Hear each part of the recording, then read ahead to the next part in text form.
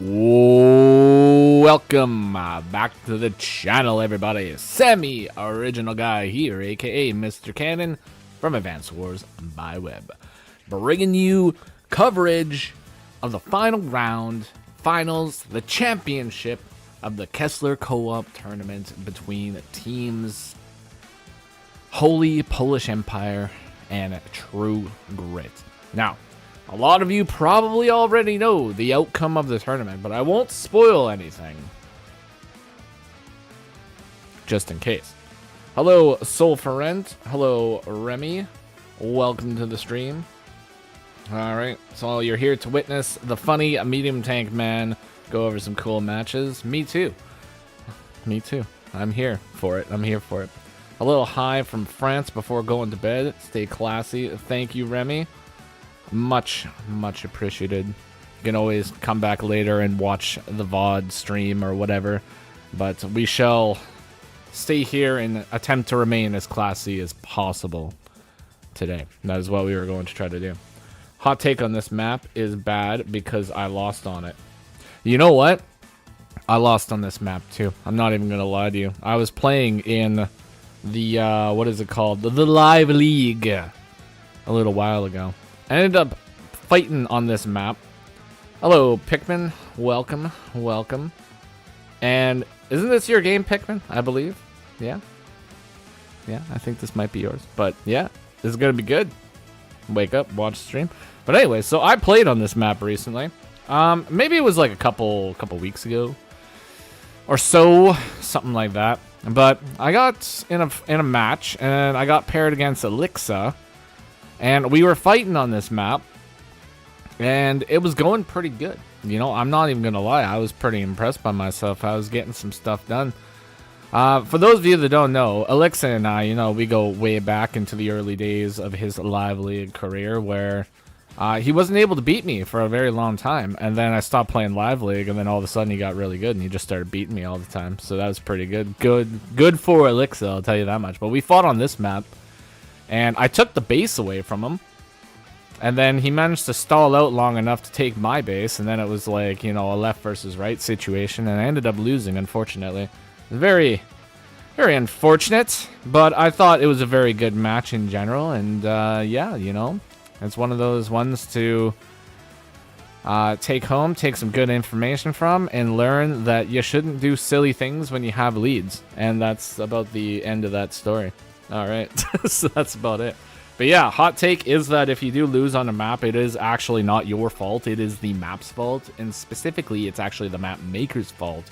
So you better make sure to go and send a bunch of kindly worded messages to the map makers of the maps which you lose in, so that they know to make maps that are more suitable for your playstyle. And that is pretty much about it. I'll be sitting here drinking my tea because I'm still slightly getting over some bad juju, unfortunately. I got very sick last week. The child got me very sick, and I, in turn, was very not well.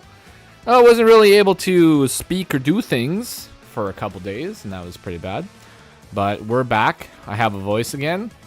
We just released the video yesterday, or this... Wait, was it yesterday? I put it online yesterday, and it got released at noon today instead of midnight as the usual time. Flipped the coin on the time in which the videos are released today, so that was very cool. Hopefully you all enjoyed that one. If you didn't, you should go check it out because it was an absolute banger of a game, and everybody should bear witness to the glory that is the high funds mode in Advanced Wars by Web. Alrighty, so we got ourselves a game here today. We're going to be going over all the Holy Polish Empire matches against True Grit, starting from the bronze tier, working our way up to the what is it, the stellar tier, something like that. Anyway, so we're playing on this map. I'm gonna just double check the name of it. It's called the Highwayman. It's probably level 5 and always drops a cape if you fight on this map, so make sure that if you do play on this map that you don't have a cape equipped so that you can automatically equip a cape when it is dropped. For those of you that know, you know. For those of you that don't, well, I can't help you there. But anyways, we got Bengineer, who is a absolute Chad lad. has played many, many good games over the course of this tournament. And then we have Bapton, our little star player over here, Mr. Bapton himself in the chat. What a absolute monster this man has been, just dominating the battlefield left, right, center. Bronze games are always the best to watch since you never know what will happen. I never know what's going to happen anyway, so it really doesn't matter to me. All I can do is speculate on what's going to happen. I don't actually know. The only thing that I do know, folks, is that there are always more than likely going to be some standard infantry builds, because you got to get the infantry on the field, folks. It's the #1 priority in Advanced Wars by Web. #2 priority in Advanced Wars by Web is make sure that you like and subscribe to the channel for all that hot Advanced Wars by Web action. Technically, this is sort of the live league today. You know, it's not a live league, but it is a live game. So we're going to probably just call it the live game, because I actually didn't do a live league game of the day this week, although I do have like 3 in the bank right now that I do have to get out. People discovering the joy of the low elo Kino during the tournament, and that's, well, yeah, the low elo stuff is great, man. You know, it's solid. Actually, some of my favorite matches I've ever watched have been like 700 gameplay. And you know what? Sometimes the 700s actually do things that are so big brain that you would just never expect it. And it's actually, it's honestly, it's a work of art. I'm not even gonna lie to you. It's an honest God work of art. Alrighty, folks. So, Bengineer obviously is going to be capping the pre-owned property from Bapton, because we don't want Bapton to have that property if you are Bengineer. It's not something that you really want to have happen. You want to be snagging that boy up as quickly as you can. Make sure you get that income. Not going for the comm tower first also is very good, because it is not going to help you in the short run. It's only going to help you in the long run. Don't want to be getting that comm tower too quickly. You want to be getting that income as soon as possible. Now, it would appear that Bengineer here, he's going for a little bit of a fork, you know. He could potentially go for this property right here over on 1303. In addition, he could go for this property down here on 1304, and then potentially actually deny the property on 0513 as well. So, nice little play right there, you know. Some nice little setup for the future, you know. Always be thinking about the future. Bapton does the exact same thing, though, you know. He sets it up for the future. Now, Bengineer going for the comm tower, which is not necessarily a bad idea. I mean, obviously you want to be getting some income. I would probably honestly like prefer to just go for the income before going for the comm tower, but I can understand the argument of going for the comm tower. But for a match like this, I would probably prefer just to send the infantry to the front lines first, because essentially, for a short while at least, this is like a 1 base versus 1 base over here, and you automatically have 4 infantry right here, and Bapton is also going to have 4 infantry, so you're basically dead even here. But you know that Bapton, or anybody from the center property, is going to be sending at least 1 infantry over here, so you should technically have a slight advantage over here if you send the infantry forward, and maybe be able to stop a push and gain a little bit more territory, in my opinion. I don't know. It's possible. Maybe not. You never know what's going to happen, though. But, yeah, that's my take on it. And the 10% firepower is really not going to yield you too much of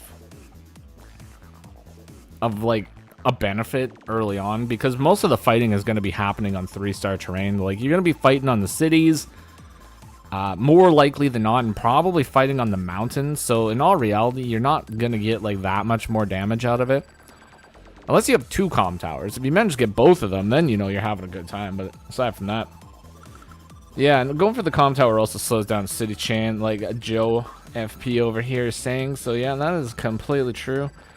With what will happen after him already taking the tower isn't a bad idea. Alright, well, we'll take a look. I do sort of slightly remember what happened during this battle. I was watching it when it was being streamed. I think this one was being streamed, if I'm not mistaken. So, I do remember having a little look-see when it was going on. Didn't watch the whole thing, but we'll see. Alright, so Bengineer foregoing his own capture in order to go for the interrupt on the city, but doesn't actually cap the comm tower first before going in for the capture, which is an absolute Chad Gamer move. Everybody knows that only real gamers don't cap the comm tower before they attack. It's the truth, the fact of the matter. That is the absolute law of the land, so you can't really say anything about it. Alrighty, so that does put Bengineer in a little bit of an interesting spot, because technically this could interrupt here, but this could join with this, and then that would require 2 infantry to actually interrupt further. So that would further delay this property, but it would deny this property. So by that time, this infantry might get down here. You could find yourself in a very sticky situation where you're just starting a brawl over here, which sometimes can be okay because it would delay the captures of all these properties over here and guarantee that this army slowly pushes over here, and when they get here, they're met with very minimal reinforcements. Also considering that Bapton busted out the recon over here, or not Bapton, Bengineer. That's going to require, obviously, the tank to come down here and start doing some stuff, but this recon is going to be able to go down here and start being super toxic in the meantime. So let's see what sort of toxicity we end up seeing here. Alrighty.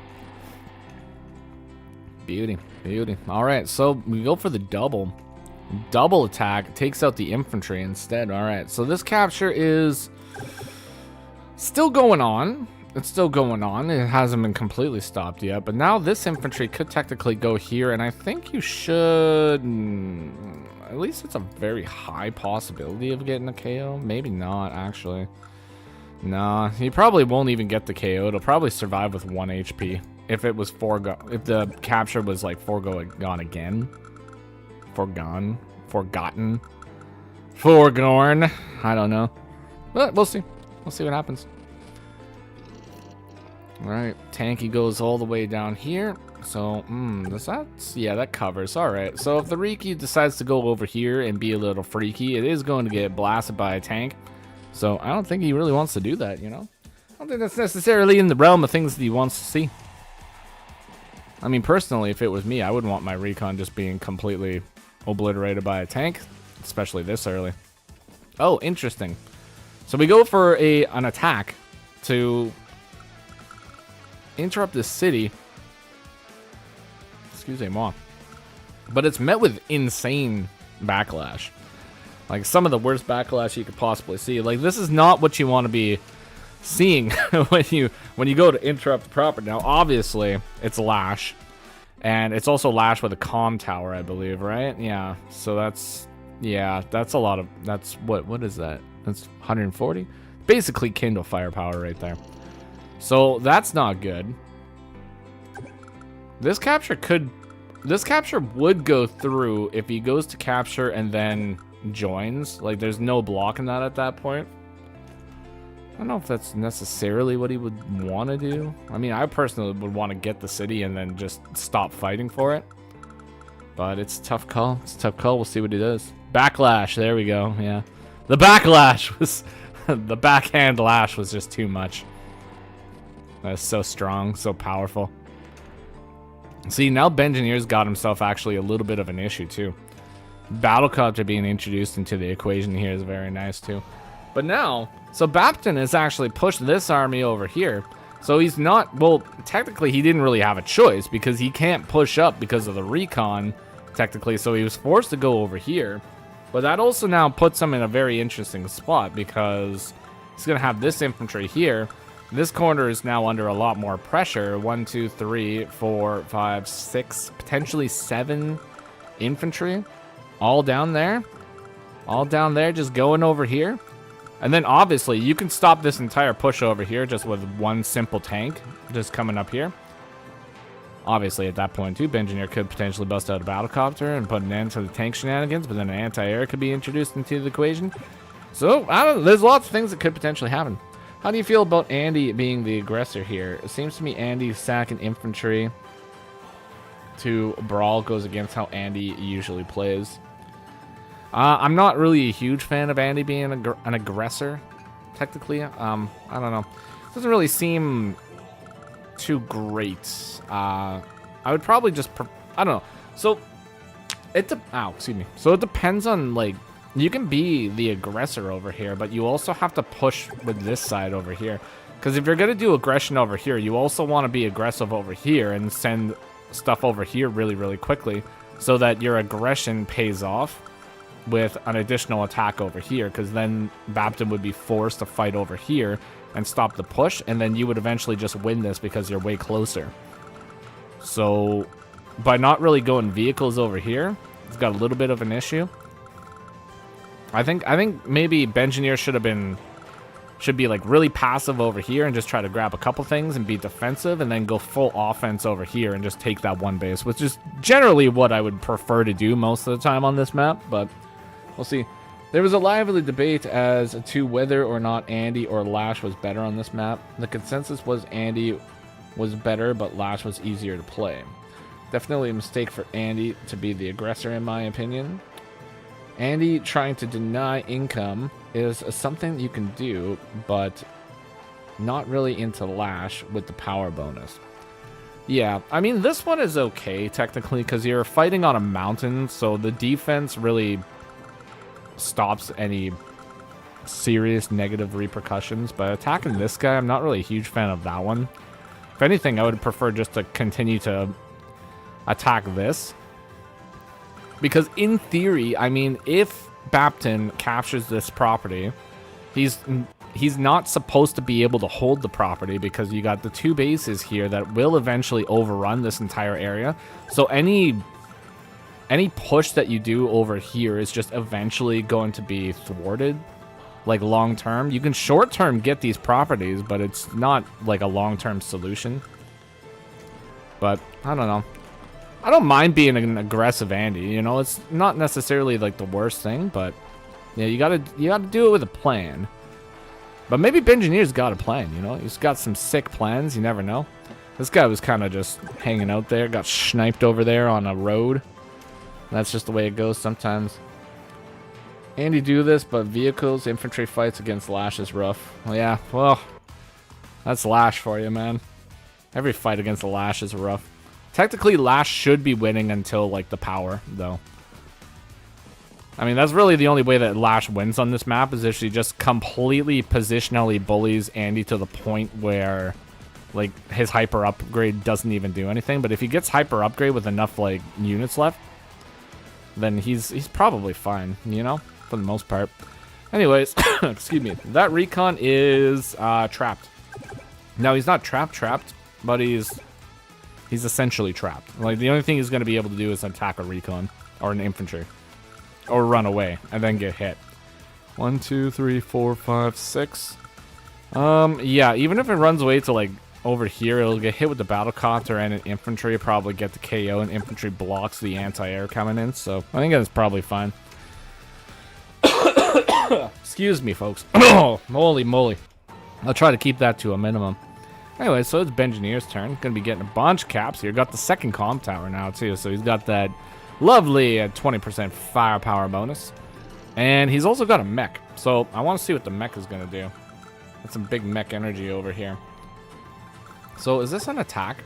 That's an attack right here. So tank into tank right there. It's not necessarily like a bad roll either, right? Like, what's the roll here? I think that should do about, like, 55% damage, something like that. Is that right? No, 2 comm towers. Okay, so 59 to 67. If it was 1, is that 55? Yeah, 55, essentially. I don't know why we don't go in for that attack. Honestly, I probably would just go in for that attack. Just do it. Let's do it. Get the tank out of here. Get him out of the equation. But he plays passively. Which is fine, you know, you can play passively as Andy, but I don't know, not like a huge, not sure how I completely feel about it. Anyways, it's Bapton's turn. No anti-air, though. It's very curious. Why do we not build an anti-air? We built an artillery over here, which is kind of weird. I mean, it's not weird necessarily. I know what the artillery is planning. I mean, you want to get the artillery right here onto this position right here, or over here with some walls so you can fire on the base. I mean, that's what you want to do. But not buying an anti-air makes it so this battlecopter is completely unchecked. Because when the anti-air comes over here, Battlecopter swings in the middle, and then it's got like a 3-point place where it can attack, which is very dangerous. Very dangerous indeed. Nice like a nice triple attack on that recon as well. All right, going for the capture here. Where's the tank gonna go for Bapton though? This is a big question over here. Is the tank just gonna stay there? No, he's gonna go over there. That could potentially... I think that's fine. That's actually a good spot for it. I don't know why we didn't go in for the tank hit though. Because like I feel like the tank hit would have been really good, because then we would be in a nice position and we would be able to get the tank out because we got the double attack over here from the infantry to take this guy out. Anyways, yeah, that copter is problematic for Bengineer. Yeah, it's a very problematic copter. It's like super annoying, and it's probably gonna continue being very, very annoying. Anyways, the one thing that Bengineer does have going for him here, which is fantastic, is the fact that he's ahead in income. Like, he's got 17,000 income right now. But that's going to change. It is going to change, because Bapton's going to get one flip and get a capture here. So, all that fighting for these properties right here slowed down the captures over here quite a bit. And no tank reinforcement over here means that the anti-air is going to be able to probably snipe out at least 2 infantry. And that's going to be pretty dangerous. Yeah, it would have been. I was glad he didn't go for it. Forgot it was a T2 map, 2-tower map. Yeah, it's kind of weird. Kind of weird. Yeah, leaving the tank open was like, I mean... it was something. You know, it's not necessarily like too bad because you take out the infantry and you can retreat the tank right afterwards and reinforce it again. Plus you had the battlecopters coming up, so it's not necessarily like the worst thing. Plus it gives you a little bit of charge for a potential like sneaky terrain tactics. So that's okay too. But as long as you have an escape route, it's not the worst thing letting an attack go through. Especially when you do manage to KO an infantry, and especially an Andy infantry. You don't want... You know, I love Andy. He's like... Basically, Andy's like my main in this game. Like, I love some good Andy play, but you don't want Andy's units to be alive if you're fighting against Andy. It's not what you want to have occur, essentially. So, alright. So this game is progressing very much in the favor of Bapton right now. But Bengineer is still denying those cities. Like, they're still getting denied. It's like, it's lovely. It's absolutely lovely. Alright. Pretty much completely disagree with the infantry hit there, because that's just throwing your infantry away. But, yeah. Is what it is. Is what it is. Alright, day 10 is upon us, folks. Day 10. Did we get the KO on the 2? Ooh, the 2 HP infantry gets the KO. And then the battlecopter. See? Such a problematic battlecopter, folks. One of the most problematic battlecopters in Advanced Wars by Web, because now, the artillery that we purchased instead of the anti-air is being hit by a battlecopter for 60% damage, which is pretty significant. Pretty significant. Now, I'm just also trying to think, like, is there any benefit to attacking this infantry, though? Because you sap the funds from Bapton, so Bapton doesn't have 12,000 funds. So technically, he can't buy battlecopter triple infantry unless he joins. So it does sort of screw up his... Or does it? Or did he buy a battlecopter this turn? Or was that last turn? I don't know. Anyways, let's find out. Yeah, no, he didn't get that many repairs. So he bought the battlecopter already. Alright, never mind. Never mind. I don't even know what I'm talking about, folks. Folks, I've been in the sun too much this summer. We're getting a heat wave here. I'm pretty sure we're getting a heat wave, like, everywhere on the planet. But it's about, like... what would it say? It's supposed to go up to, like, 33 degrees Celsius today, which it actually did reach. And then tomorrow it's supposed to be about 36 degrees Celsius. So it's going to be a hot one. I'm going swimming, though, folks. I'm telling you. That's all I'm doing. Going swimming all day. I'm going to get so sunburnt. It's going to be great. All right. Day 11. Yeah, 19k is super solid. 20 to 16, though. That's like... it's like an incredibly dangerous place to be for the Bengineer. Incredibly dangerous place to be. Now, if it was 20 to 18, it'd probably be a little bit better because you could get like the battlecopter, the tank, and the double infantry. But 16, yeah, it's not a great spot to be in. 17 is like a little bit better, but not like significantly better. You're still base skipping essentially. But anyways, so saves 200 bucks. 200 bucks in the bank, folks. Yeah, you have to build copters as lash basically always because a balance to be struck with lash though. Always a balance to be struck with lash. I mean, battlecopters are just battlecopters, man. They're just good unit. Just get them on the field. Especially for maps like this because it's very, very good to just have as many units as you can possibly have because since it's a mixed base matchup, you want to have your units spread out really well. Like you just like find butter all over the map. So all the units you can possibly get, just get them. Get them on the field. Plus battlecopters force your opponents by anti-airs and or additional battlecopters. So, and Andy loves battlecopters, so you know he's going to be spamming the battlecopters. 2 anti-airs, I think I stopped buying them. Got 2 anti-airs on the field. I mean, technically, you don't really need that much more. As long as you have 1 anti-air on each front, and you're pretty much golden. You just don't want the battlecopters to just run around and just cause mischief. Ooh, Bapton. Busting out the classiest of all the units, folks. The classy medium tank is on the field. It is ready to go. It is absolutely massively producing aura all over this battlefield. That's what I'm talking about. Bapton. Left the anti-air hanging a little bit, but that's okay. It might not actually be okay. I don't know. Is there a way to like completely break through this? Like, is there any crazy, wild, wacky things that can happen right now? I mean, we got a...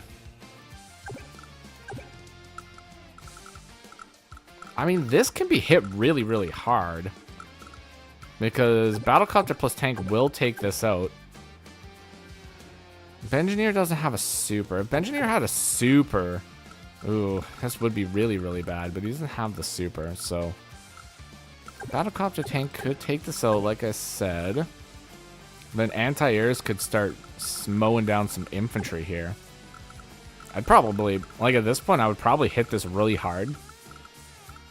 And then just don't worry about this. Necessarily, like that tank's not really gonna do anything. Yeah, I would smack this up really hard, like just smack it right now. He's gonna go for that tank. Oh, why would we go for that tank? Anyways, I guess that's fine. Well, maybe, I don't know. Can we wrap around? We can't wrap around. Can't wrap around. It's unfortunate. If we could wrap around, I could probably justify attacking that tank. But now we don't really get like a huge hit on this tank. Like we can get the anti-air plus the tank hit on here. And maybe that'll be enough to really ward off a lot of potential backlash. But I don't know. I probably would have went for the other tank. Anyways, doesn't really matter too much. Alright, so Bengineer pushing in. We've got a nice like little army comp over here, but needs... what does he need? What does he need over here? He needs something to deal with the medium tank. That's what he really needs. Another anti-air is fine, but you don't really have an immediate encounter to the medium tank. Like, the medium tank can just move over here, snipe out this infantry, sit up here. And Bapton can just send one battlecopter over here to guard the medium tank from this, and then essentially you're golden up there. But you do have to deal with the anti-air, and that's going to be a little bit problematic. Especially because if you don't get a KO right now, then you're dealing with a bigger issue than really you want to let up. You want to have, I guess. But probably, let me just check the roll on this, because I think maybe... Well, we do like 58 to 67. So that would probably go down to 4. Then I just need to see what a single battlecopter can do. Yeah, so what I would probably do... I don't know if Bapton does this or not, but... think you just use anti-air, hit anti-air, and then you use the battlecopters to take out the anti-air. Use one battlecopter from here to attack it. Then if you get the KO, great. If not, you could potentially... You could try your luck with it infantry and see if you get it. If you don't get it at that point, use the additional battlecopter to guarantee that you take it out. But essentially, that would put an end to this entire push over here, and Bapton would just have to bust out an anti-air up here to ward this guy away, and then he'd probably be pretty golden over here, actually. Anyways, let's see if that's what he does or not. That's what I would do in this situation. See if he does it. Ooh, he's gonna go for it. He goes in. Oh, he's chipping. He's chipping. He's chipping. Yeah, all right. All right. Bapton. Bapton, let's go. That's what I'm talking about. This man. He knows what he's doing, folks. This guy's a professional. He's a professional Bapton. Another medium tank. All right. Alrighty, let's go. Potent attack indeed. Yeah, Dark. Dark, right? You know what's up. Yeah, that was a nice attack. Actually, it was a really good site or spot too. Because, like, there's a lot of things you could have potentially did in that situation. Like, you could have retreated all those guys and started putting a push over here. Which, wouldn't necessarily be too bad. But this over here, it just does so much damage that I couldn't pass. You can't pass that up. Like, you can't. It's too much damage. Losing the battlecopter kind of sucks, but whatever. Anyways, Bapton's actually got a super co-power right now, too.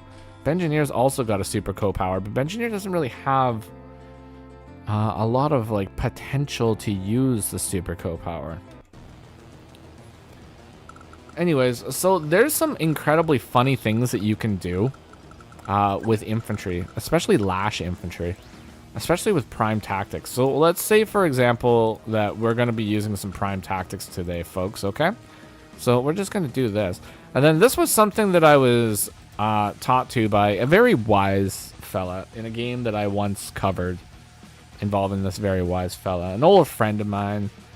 He's not actually with us in Advanced Wars anymore. I haven't seen him in a while. He was consumed by the mouth of Jitaquin, and he has not been seen since, unfortunately.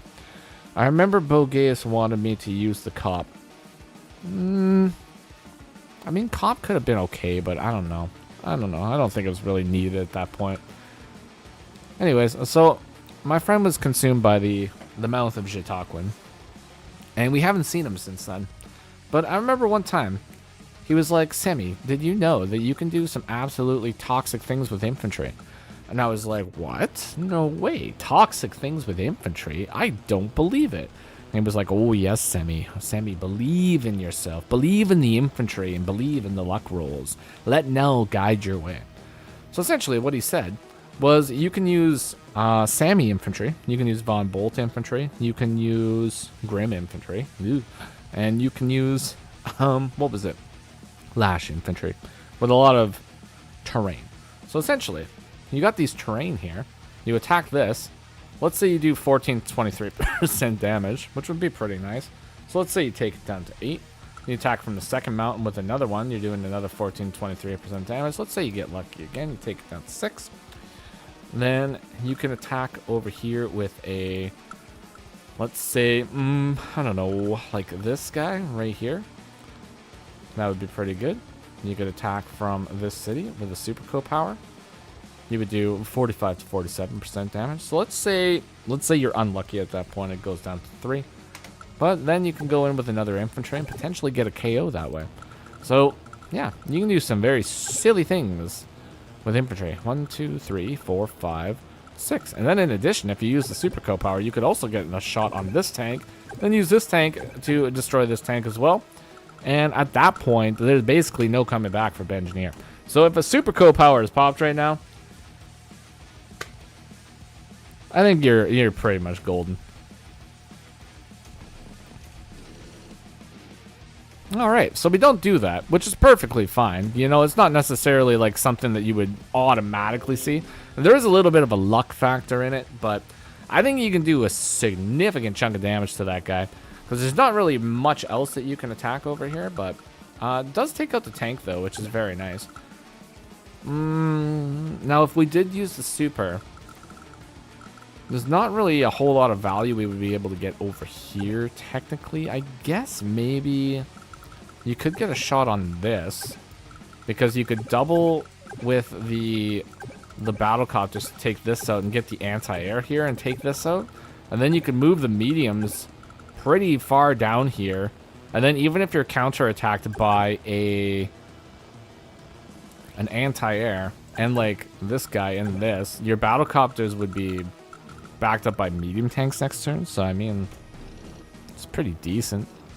Pretty decent if you ask me. I think maybe, oh, what's the roll on this? This is another roll I want to know.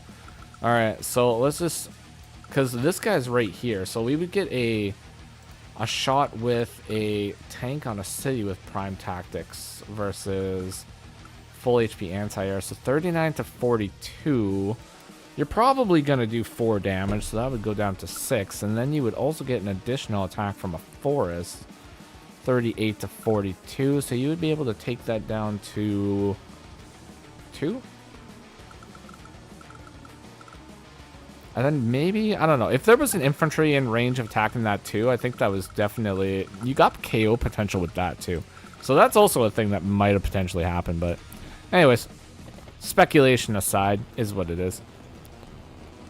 I mean, this battlecopter is essentially doomed anyways, because he can't really escape. I mean, he can escape because he can get over here, but I mean, he's doomed. I mean, honestly, he's doomed. Hello, Scannery. Welcome to the stream. The healing of the tanks is solid utility here, at least. I mean, it is. It is, but at this point, like, the game, like, yeah, the healing of the tanks is good, but Bapton can go in for, like, essentially, like, a kill shot right now. And then the game would just be over. But playing the long game isn't a bad idea. Going for the luck rolls and missing them before Andy Super always feels bad. I can understand wanting to wait a turn. I can understand too. I just like playing that luck game, you know. I just like going for them lucky rolls. But you know, that's also why I'm not a top tier player. Maybe I just go for too many lucky rolls. But you know what? It makes for good content. I'll tell you that much. Alrighty. So that's looking nice. Bapton's got a nice little setup here. So he's still planning on going for a kill shot here. Just not the kill shot that I wanted to see, but that's okay. But he's also out of time, and so is Bengineer. They're both playing on increment. You need to go for more rolls to get better. It's true. It's true. You got to go for them rolls. Keep it rolling. Ooh, nice. Oh no. My game is slowing down. We're freezing. We're freezing over here. Oh my god, and we're still only on the first game. Ugh. Crazy. Crazy stuff. Anyways, I like the bomber. The bomber is a nice idea. But what I don't like about the bomber is that he just put it in range of an anti-air. So, and, oh man. It's not only just in range of an anti-air, it's also in range of a lash anti-air with prime tactics with access to a city. So, yeah, it's a costly error, as some may say. Definitely a costly error. Anyways, it's Bapton's turn. I wonder if that's going to be the immediate thing that he does, or if he's going to wait. So he's going to pop the prime tactics. All right, so he doesn't go for that right away. All right, second thing on his agenda is going for the bomber. Oh my god, that hurts. Oh, that hurts so flipping much. Honestly, that might be, yeah. Yeah. Yeah, that's it. That's it, man. Oh, man. Oh, what a game. What a game between these two. Bapton had it in the bag, man. He had it in the bag. Bengineer played as good as he could play, man. I think maybe just going for this, like, the interrupting chain over here just cost him so much. Like, he could have just allowed the capture to go through, put more investment on moving up over here, grabbing these properties, maybe putting more investment fighting over here, and then just flooding this side over here. But well played, Bapton. Well played. Lash winning makes you happy. That's good, Mousy. It's good. I'm glad to hear it. Anyways, we got more games. Yeah, so we have Lemon W100 versus Spork. Lemon. The mighty Lemon versus the mighty Spork, who I was supposed to play in the mock cup, hosted by Christian over on the Advanced Wars by Web Discord, but unfortunately, he's on vacation, and we were unable to play our game. So, maybe another time I will fight the legendary Spork07. But it was not last week, and it will not be today. And that's okay. Anyways, so we got a Max Mirror. We are playing on a map called El Captain. El Captain. Excusez-moi. So this map is all about rushing a base, and then it's also about capping a headquarters. That's what this game is all about. Now, it might not progress into an HQ race. I've seen games where they don't necessarily super commit to an HQ rush, but essentially what you want to be doing on this map is you want to get this base as quickly as possible. You don't want to overinvest too much in securing or holding the base. Just invest enough so that you can get your opponent's base before they get yours. That would be fantastic. But aside from that, folks, you know the deal. Standard infantry builds, folks. You got to get them on the field. That is such an interesting play. All right.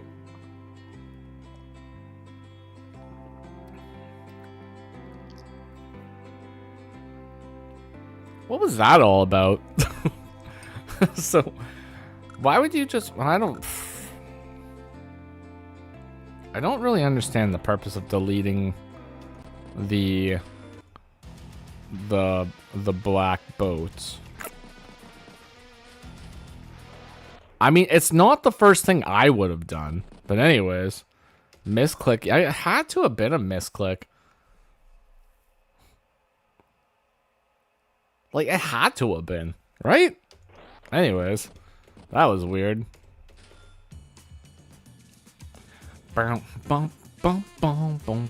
Delete black boat. Acquire Eiffel Tower. It's true, Chevy. It's true. You delete the black boat and you do get yourself a nice fancy tower. Alrighty. So also we got max missiles on the map here, folks, and that's probably one of the greatest things that you could ever accomplish in Advanced Wars by Web is destroying something with a max missile. Both players have busted out recons though. And one of those recons is in range of a missile, which is kind of curious.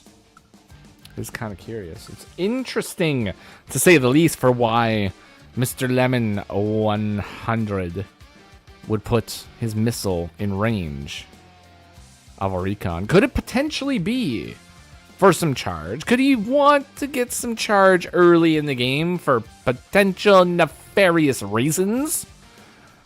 I don't know. I guess we're going to have to find out. Not classy enough. Should have been a lander. It's true. Oh, man. Bapton. Bapton's true. It's one of those Lash inventions, I think. It was Lash that invented it, right? She invents everything. Schmelly. Schmelly inventions. Silly old Neo tanks.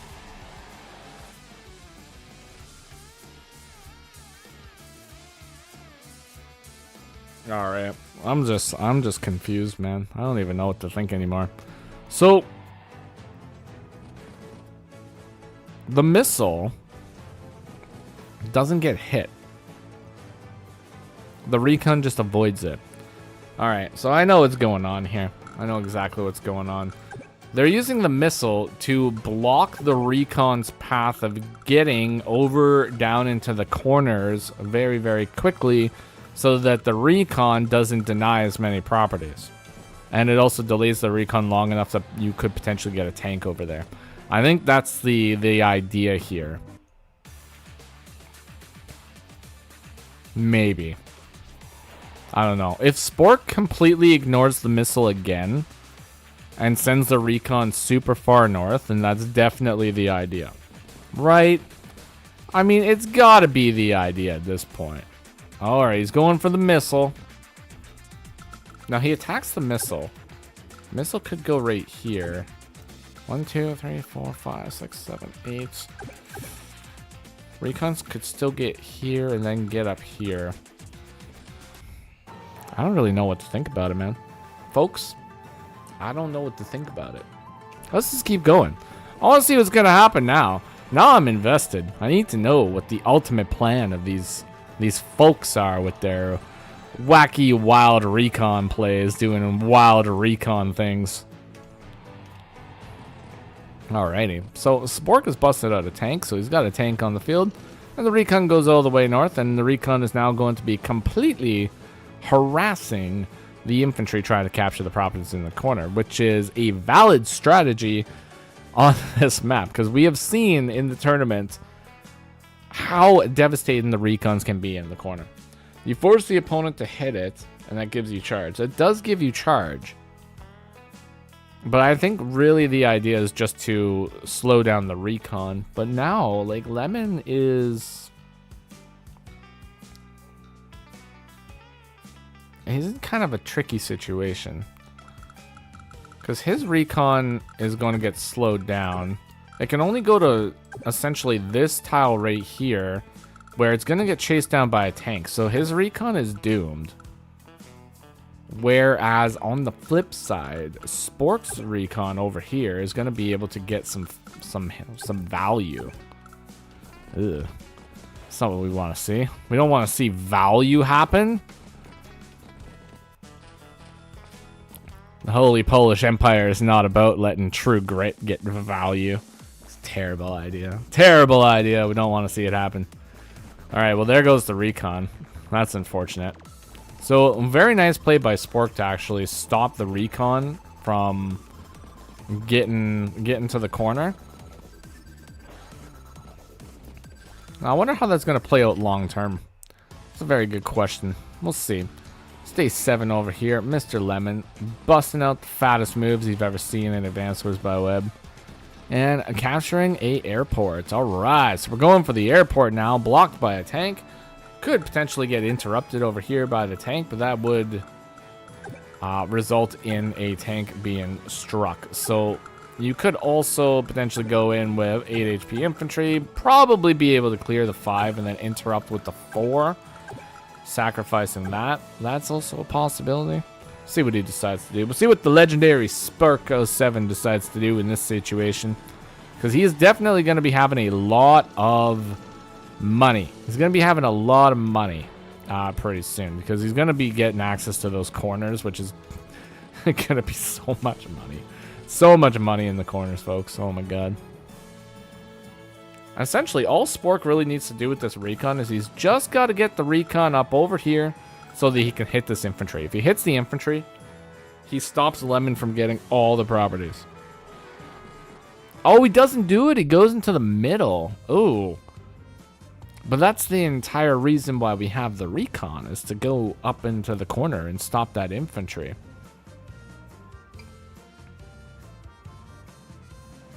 Interesting. An interesting gambit. Because now the recon is also trapped. Oh no! The recon is trapped. And the tank is sitting right beside it. Lemon's tank, it smells blood. Alright. So, unfortunate loss of the tank there for only a measly 7 damage to the tank, which is going to get healed up to 5, but that's okay. You know, that's okay, because it's a 2 versus 1 base side over there, folks, and eventually you should be able to overrun that base, even with very minimal attacks. And we do have access to the co-power now, which is going to be very nice, because if we use the co-power, depending on what Spork purchases out of this property, because this is a big question, but you should be able to get 2 hits over here, which are going to be big fat hits. They're going to be some of the biggest hits in Advanced Wars that you've ever seen. Well, probably not, but they should be doing about like 70 to 80% damage. But he busts out a tank, so that's going to be kind of annoying. But not the most annoying thing. We got the max force action over here. Let's see what he manages to do with it, because he's definitely going to be going in for 2 big tank hits, right? Right? Correctus? Let's see it. All right, one big tank for 70%, and this one's going to take this one down to 2. 1. Whoa, even better. Even better, folks. Takes it all the way down to 1. I just didn't have enough faith, you know, and that's the problem, is you really just need to have more faith in the rolls. You need to believe in the Nell. You have to understand that Nell is the Lord here, folks, and the luck rolls are what it's all about. You believe in the luck rolls, and they believe in you. All right, so we're only going to be countered over here, Mr. Lemon 100, by a single tank hit, which is going to be bad. You know, it's not necessarily like the greatest thing, but he doesn't even go in for the tank hit. He retreats, builds another tank, so now it's getting a little bit of a better situation over here. Down south, though, there's definitely a lot of fighting going on, but a comm tower is about to be acquired over here from Lemon. Takes out the 1 HP infantry. Brings forth more tanks. You know how to keep... You want to know how to keep Max happy? Build more tanks. Get more tanks on the field. Believe in the heart of the cards or luck rolls. Exactly. Summon upon the field of battle the mighty Exodia when plot armor requires it, folks. That's what you need to do. Alright, Sporko 7. Taking a big fat tank hit right there. Eliminating the tank with the 3 HP tank and then blocking his own tank. Very nice indeed. Very nice indeed. And Spork, oh my lord, Spork 07. This man's got a super co-power on deck, folks. Next turn, gonna have a super co-power, and that can be incredibly devastating. Incredibly devastating. Let's see what happens here. See if he's gonna go for it. If he's gonna go for some fat super co-powers, or if he's gonna hold it. And if he holds it, what's gonna be the purpose of holding it? Is he gonna have a reason for holding it, or is he just gonna go in and yeet?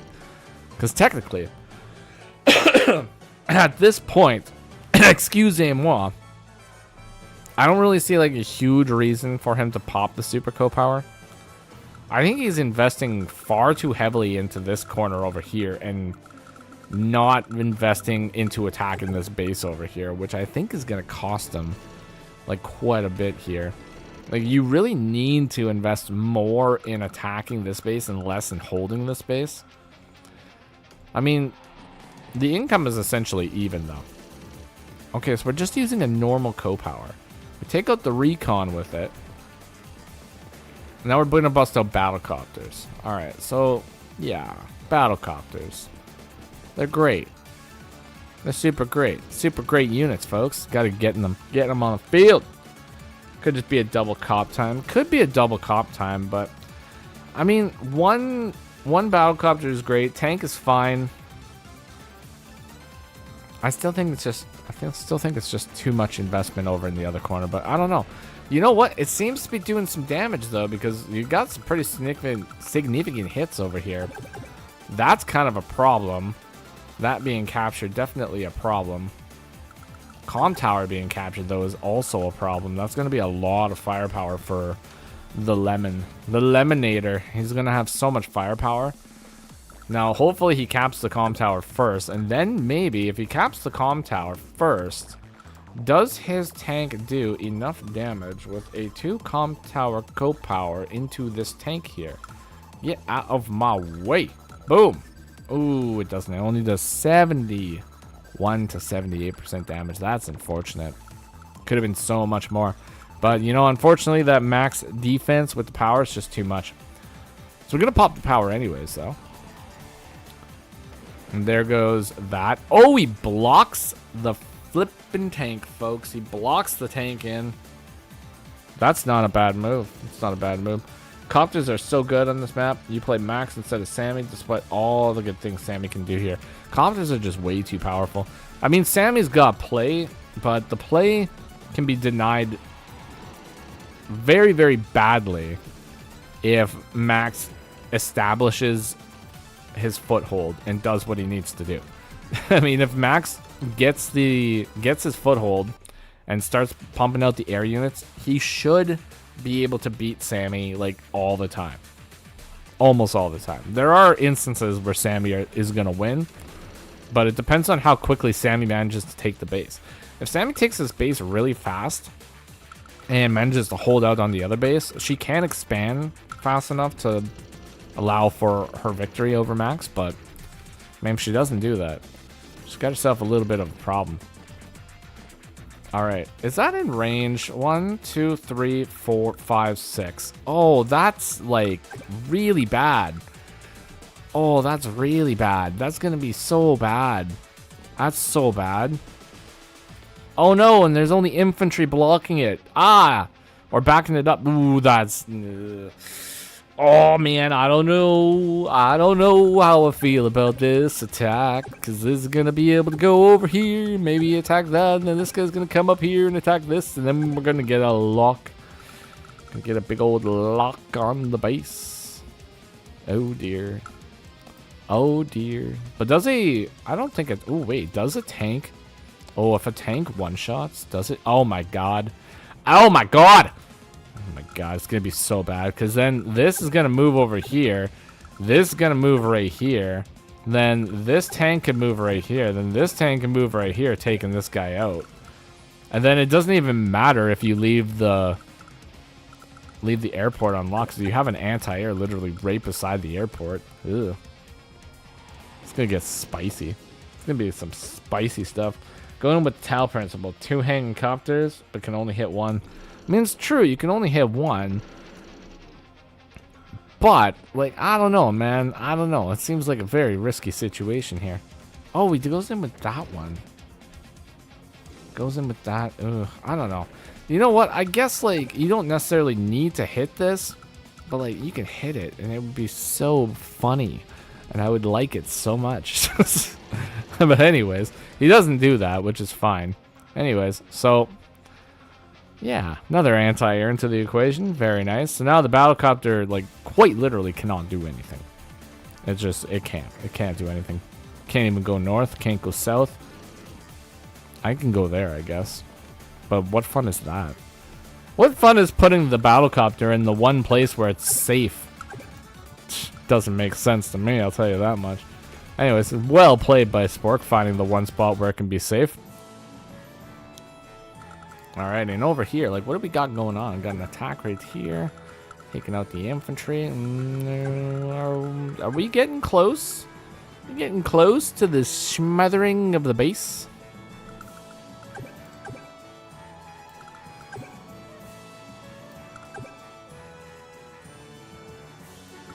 I think if Lemon can tease out a co-power, which I don't think he can, but if he could, I think he could take this base. But it would require taking out this with a double. Then you would need a co-power to be able to double hit this, and then the infantry would move on top. So how far away from a co-power are we actually? Like 12k? Can you get 12k here? No. No, you can't. So base smothering is not an option here, because you can't actually acquire enough to get it. So you might as well just wait another day and just chill out, and that's about it. Just chill out, relax, take out a tank or two. All right, so next turn, we're definitely going to be smothering that base. It's going to happen, folks. It's happening. Without a doubt. Let's see it. Let's see it happen. Oh, he deletes. Spork. The Sporkinator. Oh my god. He deletes his own tank because he understands the assignment, folks. But the real question is he going to buy the classiest of all the units? The classy medium tank? Or is he going to give in to temptations and bust out the soiled abomination, the smelliest of all the units, folks? The stink ball itself, the Neo tank. What is he going to do? He stays classy. Absolute mad Chad right here, folks. That's what I'm talking about. Gotta stay classy. Anyway, so now Lemon is forced to get the airport, which is very unfortunate for him. I mean, it's fortunate because obviously you want to get the airport, but it's unfortunate that... ah, no, Lemon! Ah! Gross. Absolutely gross. Lemon! What are we doing? What are we doing here? Busting out the soiled abomination. Anyways, so yeah, he's going for a cheeky HQ cap too, which is going to force this guy, Battlecopter, to actually go and respond to that. So Battlecopter can't go up here and assist with the medium tank dislodging over here, so that's very nice. But Lemon's also got 22,000 properties, so he's feeling pretty good on the properties right now, I would say. I'd say he's feeling pretty okay about it. 24,000 properties. He's gonna be able to buy he could buy a bomber. He could buy a bomber once he gets that airport. Hopefully that's what he does. Hopefully he doesn't give in to any more smelly temptation. Alright, the assaults continue. And then Spork busts out a soiled one himself. Grotesque. Absolutely grotesque. I mean, technically it's kind of needed, though, because unfortunately you can't counter a max Neo tank with a medium tank very easily. I mean, you can do it. It's just, it's one of those things that are very difficult. That's why playing with the medium tanks is a very classy art, folks, because you need to really position yourself properly. You need to have a certain finesse in order to defeat the Soiled Abominations with the medium tanks, but it is possible. And to those who are able to defeat them using the classiest units in Advanced Wars by Web, I tip my hat to those folks, because those folks are what make class possible in Advanced Wars. And that's it.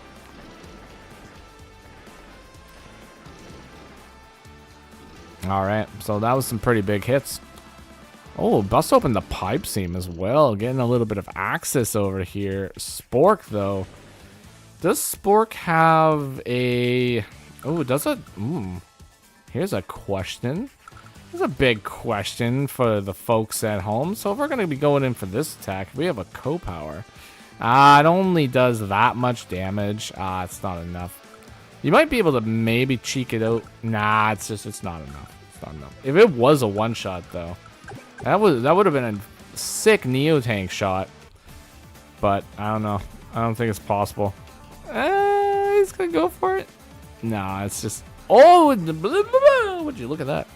Would you look at that, folks? There was another sneaky infantry just over here, just hanging out, just being like, Sammy, don't forget about me over here. Don't forget about me, your good old friend, Mr. Infantry over here.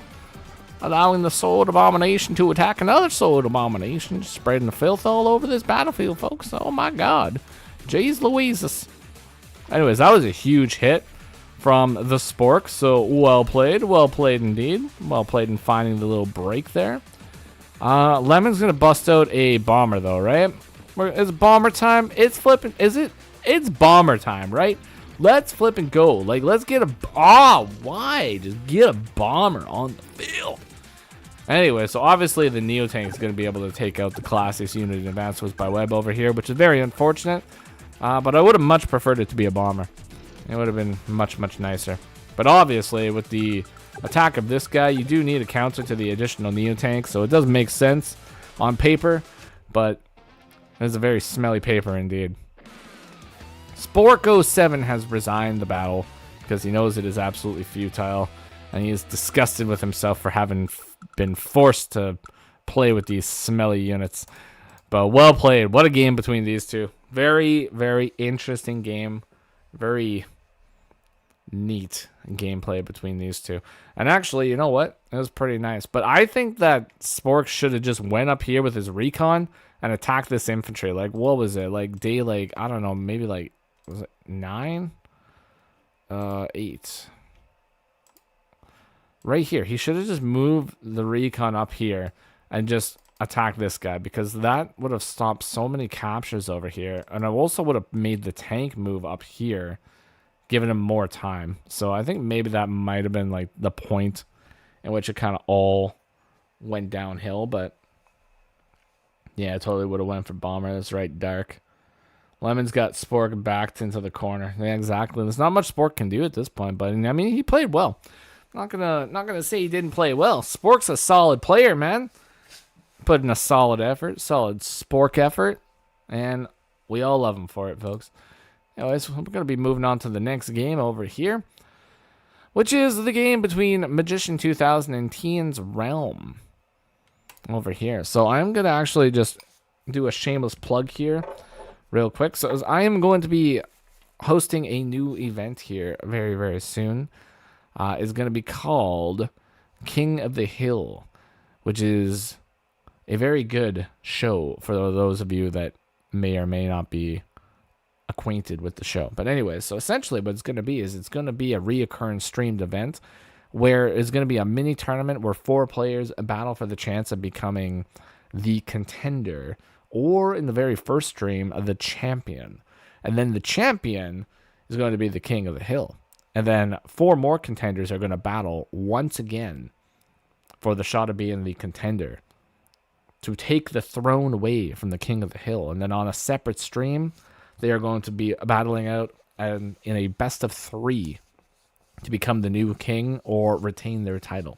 So hopefully we're going to be starting that very, very soon. So keep an eye out. And if you do want to be part of those streams, make sure to join my Discord and check out the King of the Hill promo on my channel for more information, because it'll be absolutely wild and absolutely fun. And everybody should be part of it. So it should be good. Anyways, so let's go ahead and get into this battle. We're playing on the exact same map, but now we have Magician 2000 versus Teens Realm. So this is going to be a pretty nice one, folks. You know, I think this is going to be a good one. I love me some Magician 2000. This guy's my boy. And Teens Realm, very strong player indeed. So we got a nice one here, but unfortunately, we got ourselves a Sammy versus a Max battle. So we were just saying the other day, or not the other day, but just earlier today, when we were watching that last battle, that Max should be able to just bully his way into a victory against Sammy. But Sammy's got some potential. So we'll see which one of these 2 players manage to out-potential the other in this battle as the standard infantry make their appearance on the field. So let's go ahead and see what happens here. Got a little missile movement over here. Got an additional missile movement over here. So the first few days are just your standard captures. Not really anything too out of the ordinary here at the moment. But we do have that recon over here from Teens Realm. So Teens Realm going recon. See if Magician can find a way to stop the recon progression, because he's chosen not to actually go recon here, which is, you know, it's an interesting choice. Definitely an interesting choice, but I wonder if maybe Magician has something else in mind. Does he have any other plans? It looks like he's positioning himself to actually capture the airport, which will be very nice for Sammy. Sammy does want to get access to that airport as quickly as possible, but Magician has decided to go for a mech. Got a mech down south, folks. Big, strong mech. Big strong mech with his big strong mech pants on, with a big old bazooka, just ready to cause some havoc. Let's go. Let's see it happen, folks. The recon has made his way all the way down to the shoal, which is a scary place for the Max recon to be. It's going to be able to get all the way to the corner super quick and potentially stop a lot of captures. Now, it can get right here. It can get over here. I don't know if it's going to be able to get any farther than that. We'll see. Alright, so it gets pretty far.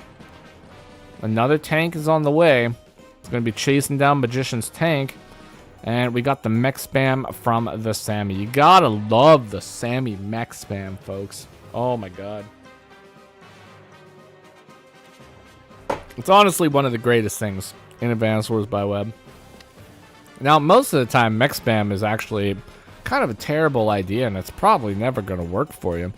But in some cases, mech spam is one of the strongest things you can ever unleash upon your opponents in Advanced Wars by Web.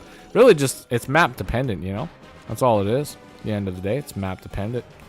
Anyway, so Magician has chased down this recon all the way to the corner. So, this recon's not really going to be able to get any significant value. So that's good for Magician. Oh, the Sammy Max matchup. That's right, Dark. Those infantry do slap those missiles. Yeah, big old flipping, basically 25% damage each hit there. Significant damage indeedio. Alright, and now Teens Realm is just moving. He's just moving up. He's just moving. He's just occupying the terrain. This man's got nothing to fear. He's just moving up into the face of Sammy infantry too. Crazy stuff. Oh. So we don't go for the recon because that would result in a tank hit. But now the corner gets... Oh, that's super dangerous though. Oh man. This is a super dangerous position to be in because now the corner, like, Teen's Realm, because of the tank reinforcement here, manages to keep the recon alive because Magician doesn't want his tank to be hit. But now he loses the corner properties. And Teen's Realm gets the corner properties up north. That's going to put him at a super significant difference in income over time here. Oh, that could be insanely dangerous. I don't know why we don't go in for this attack. That's... I don't know. Seems kind of sus. Why would you just want Teen's Realm to take your property? I don't really understand that so much. Now, maybe the reason is... I don't... Actually, I got nothing. I don't know why. Anyways, maybe it was a misclick. I would have just went in for that attack, though. Why would you just want him to have the property? That puts him at a 17-12, folks. 17-12. That's a tough spot to be in.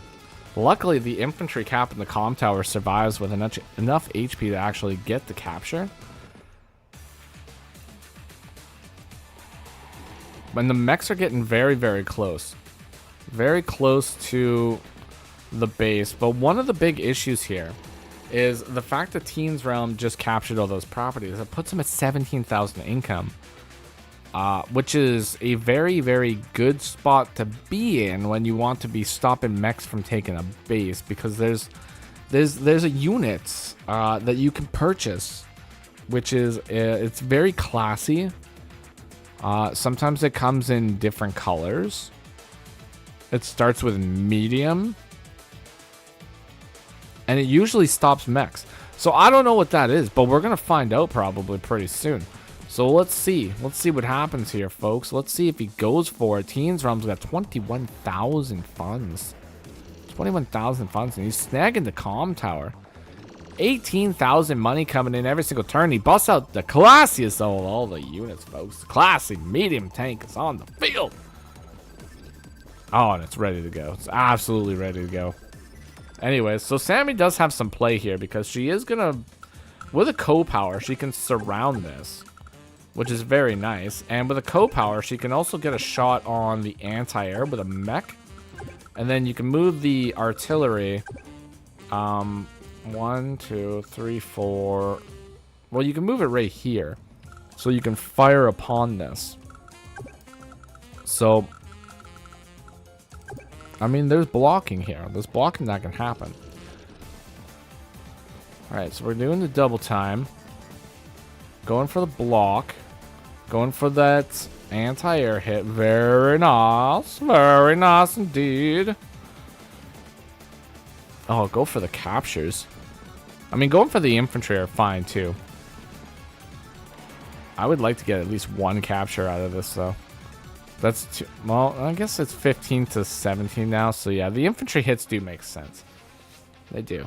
They make sense. All right. So that was nice. That was a big turn for Mr. Magician. Unfortunately...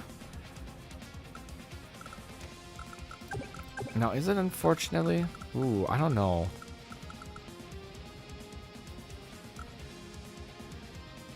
Yeah, with a co-power. With a co-power and 2 comm towers, a full and a 7 should clear this. Which allows for the 5 HP infantry to sit on the city, which is going to be super annoying. Alright, max force. Oh, he doesn't do it that way, though. Goes for the missile. Am I missing something? Alright, I'm pretty sure that should work, right? I gotta see the damage. So this sits at 5. 46 to 50. What was the first roll again? Let's see the first roll again. I mean, I guess it's not guaranteed, but it's like pretty close to being guaranteed. But I guess if it fails, then Magician can delete it and then buy a medium tank. But there's nothing really stopping Magician from just buying a medium tank next turn anyways. So, well, I feel like I would just go for the roll. I don't know. Well, like I said though, folks, you know, sometimes you just gotta roll it. Just gotta roll it up. You see me rolling. Know what I'm talking about? Know what I'm talking about, folks? Sometimes you just gotta roll it. Anyways, so it doesn't go for the roll, which is fine. But, hey, you know, is what it is, folks. Is what it is. Big fat party hit, and the mechs are going in. If this doesn't get a KO, though, that's going to be very unfortunate. Ooh, doesn't get a KO. But Teen's Realm's got no money in the bank here. So, tactically, I don't think he can just buy another medium tank. But we do have ourselves in a very dicey situation. Because there is potential here. So there's potential for Magician to start rushing up here and attacking. And then potentially going in for a headquarters capture. But I wouldn't really waste my time with the battlecopter attacking this. I would send the battlecopter up here right away with tanks and just start getting your vehicles up here as quickly as possible. As soon as the medium tank is like down with the artillery fire, just capture it, move up, just start sending everything. Just send everything up north. That's it. That's all you can do.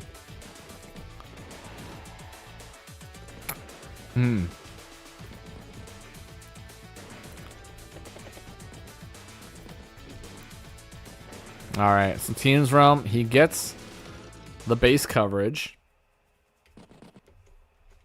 One turn before I thought he was going to be able to get it, but that's okay. Base coverage from Magician as well. So both players have acquired the base relatively at the same time here. We lost our music. Gonna put that back on. I said we're gonna put that back on. There we go. Boom. Alrighty. Now, I think it's very unfortunate that it took so long to get it. I mean, obviously, there's not really much you can do in that situation because you get both players acquired the base essentially like almost as quickly as you could, and given the situation. But now, Teen's Realm has two tanks and a battlecopter that are going to be able to swing over to the headquarters and start guarding. And then as soon as he busts out like some anti-air, the headquarters is very, very well guarded at that point. So Magician is going to have to get some units over here as quickly as possible if he really wants to have any chance of getting the HQ here. I'm liking Sammy's chances now. Pushing north. They can capture Max's properties while Max has to capture neutral properties. That is true. He gets to capture these properties right here up to this point, but the battlecopter is going to be able to zone out these guys, or Sammy's battlecopters right now, especially because of the max force. So Magician needs about like, I think maybe like 4 turns before he's actually able to really start capturing anything up here. And then Max is already down here, ready to capture these properties with very little resistance. I mean, there's also the potential that Max, with like a co-power, could do 14 to 22% damage to the black boat. With another one, he might even be able to clear it, and then there would be threat on the HQ from down south as well, which is going to force Magician to have to reinforce over there instead of attacking the HQ. So it's kind of a very dicey situation. I think Max has a little bit of a better grasp on it right now. It does take an extra day to capture the base though, but it's still open. It's still open for both players, so we'll see. We'll see how it goes. But this recon, it's still alive, folks. It's still alive, and it's still harassing. That might be a different recon, but considering the fact that it's almost out of fuel, you know that's the same recon from the beginning of the game. It hasn't gone anywhere, folks. It's still here. All right, day 14. Comm tower is being acquired now. We have a busted open pipe seam, so we have a little bit more mobility going up north. Teens Room has access to the co-power. I don't think you push in with the co-power this turn. It's not really any super significant value you can get from the co-power. You could get one copter and like maybe a couple infantry hits, so it's really not worth it. Magician's got a nice little army though. So Magician right now, what he really needs to do is he just needs to death bowl his army, and he just needs to slowly push it forward, but he needs to get like maybe a bomber or some kind of a big unit so that he can cause some actual major punching power so he can break through the walls. Because if he can break through the walls, then he can victory march to the black boat. But you have to be able to break the walls. You don't even have to destroy all the units. You just need to break the wall and find your pathing to get there. That's all it is. All right, day 15. Sammy's got a nice defense over here by the HQ now. But Tian's Realm. Bust out the Sword Abomination. That's going to be very difficult to deal with. And it's going to be super difficult to deal with because if it sits on the headquarters, oh, you're gonna need so much. You're gonna need so much in order to just get that guy out of here. Like if he sits on the headquarters, it's done. It's done because you're not dislodging that. It's gonna take you so much to dislodge that. That was a very adventurous push. I think that was maybe a little bit too much of a push. They do some damage here. But one of the big things here, there's 2 tanks that can strike the anti-airs. And there's a lot of battlecopter hits. There's like so many battlecopter hits right now. I wouldn't, yeah, ooh. And then we got the co-power, and that's a break. Oh my god, and then 1 battlecopter gets hit, 2 battlecopters get hit, anti-air gets hit, artillery gets hit, another copter gets hit. Ooh.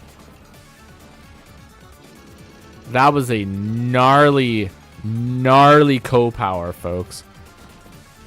A beast of a co-power. Holy moly. Just breaks the line and just gets on in. Gets on in there. Alright. Takes out 2 battlecopters and we got a victory march. We can't get the headquarters, but we can stank some properties. Might be able to flip some income here. Let's see what sort of income we can actually flip. I think that might be it. Yeah, that's it. So we get 3 properties out of it. We put ourselves at a 20-18 game over here. Ooh. 20-18 games. So that's not too bad. Alright. And that's it. We're also playing on increment here for Magician 2000. So he's got no time really to think about this. And he resigns. And honestly, at this point, it's not really too much you can do. That co-power from Max, like Tian's, or yeah, well Tian, but Magician, like he pushed in a little bit too far here. I mean, unfortunately, when you're in this situation, you really got to give Max's units some proper respect, because they can just super smash into your army and just cause so much havoc that unfortunately it doesn't really work out too well sometimes. But well played. Magician had a solid plan. You know, he had a plan. He wanted to execute the plan, but Max is just a bully, and Tian's Realm is an absolute monster. in the live league. So well played to Teen's Realm. Well played, Magician, indeed. So the next game on the list here is a fantastic little game between G Duma and Charlie. And G Duma is actually one of the players that has signed up for the King of the Hill event, so you might be seeing him play some King of the Hill very, very soon. But I do need to take a short break before we continue on with this stream so that I can stretch and we can carry on very, very shortly.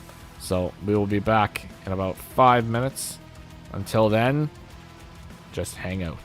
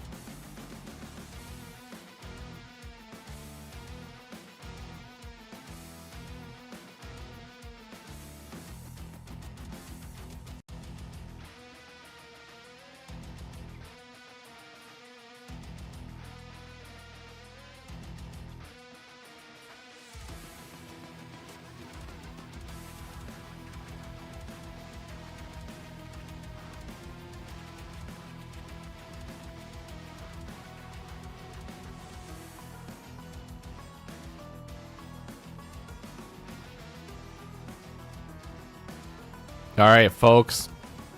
We're back. We are back. Oh, I am mildly stretched out here, so it should be pretty good. So yeah, this game we got Jiduma versus Charlie underscore, and we are playing on a map called Liar, Lawyer, Mirror. That's what we got going on here, folks. And we got Javier versus Sasha. Right in front of your face here, folks. It's gonna be great. Anyways, so this map is really, really annoying for me. I don't really particularly like this map too much. It's not a bad map. It's actually a pretty good map, but I find it very difficult to play sometimes. Now, if I was to, choose a CO to play on this map, this is a tier 1 matchup. So you got everybody except for Von Bolt. I believe Von Bolt is banned because Von Bolt's just too annoying to play in Live League. So your choices are this guy, Javier. You can play Sasha. You can play Hawk. I don't know if you could play Nell. I don't remember if Nell was allowed here, but I could be wrong. Anyways, maybe Kesler can answer that if he's still here, but I don't remember specifically. Yeah, Von Bolt's banned just because, like, if you had Von Bolt allowed, then it would just be Bolt mirrors all day. Yeah, Nell's allowed. Alright, thanks, Dark. Appreciate that information there, friend. Very good. But yeah, I wouldn't play Nell on this map, to be honest. I mean, I just don't... Well, I mean, you could get super lucky as Nell. You know? You would get some stuff done, but Nell just doesn't win the day-to-day against, like, anybody. Teens Realm, welcome to the stream. Thanks, Kesler. Appreciate it. Thanks for the game coverage, GG. I prepped more than I ever did for El Captain Mac. Glad I got to play it. Well, Teens Realm, it definitely showed. You had some good plays. I mean, lots of people went for that recon play, right? And, I mean, the fact that your recon didn't actually get attacked is, like, super good. The tank coverage was very good. I mean, just well played all around. Yeah, Nell can do some work against Sasha, yeah, for sure. She could do work against Hawk too, but I mean, Hawk, he kind of equalizes Nell a little bit because, well, I mean, you just have Black Storm. Black Storm is just a crazy good move, right? So you can do some stuff. Sasha might be, I don't know, you know, to be honest, like, if I'm playing this map, like, I'm going Javier. Like, I'm going Javier, like, 12 times out of 10. But that's also because, like, I don't really like playing Sasha too much, but I think the income is just kind of low on this map. Like, I think it's, like, oh, what is it, like, split between the sides? Like, I don't even remember. Anyways, it's not, like, super important, but there's not, like, a whole lot of income. But mainly, like, one of the things that I don't like is these corners. So if you get Javier units in these corners with the 10% defense from the comm tower, it's incredibly difficult to attack these corners and get them. And then just in general, there's a lot of terrain around the map, so just attacking Javier in general, it's very difficult. So I would probably just pick Javier. But I would also probably just pick Hawk because Hawk's good. Anyways, so yeah, that's my take on it. But Charlie has decided to go Sasha, which is definitely a safe pick. But we'll see how it goes, folks, because we got the standard infantry builds, because you got to get them on the field, folks. It is the #1 priority in Advanced Wars by Web. The #2 priority in Advanced by Web is get some flipping medium tanks on the field. Get them. Do it. Do it. All right, so you know the G-Duma, you know, he's probably not going to, he might not prioritize the comm tower right away, but he is going to be prioritizing the comm tower. I don't think it's necessarily needed till about, like, at least, like, day 6, but it is nice to have. All right, so he's just prioritizing it. He's just getting it. He's like, I don't want to be a tier 4 CO, folks. I want to be a tier 1 CO. I don't want to live that tier 4 CO life. I just want to get in here, do as much damage as I possibly can. And the second I'm on the front lines, I am going to be super powered to the maximum. Alright, Charlie's got a tank on the field, though. Artillery are solid on this map, so Javier is a good pick. Arties do go pretty hard on this map, folks. So, yeah, you can never go wrong with a good Javier pick when it's an arty heavy map. Essentially, you're forcing your opponent into a tank game. And, yeah, when you got additional defense, yeah, your tank game is just better. Just better, folks. That's why nobody wants to fight against Sturm. You know what I mean? Nobody wants to fight against Sturm. It's too much defense. Too annoying.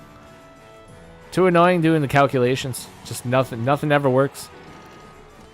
Alright, so both players now getting their tank into the middle of the battlefield here. There's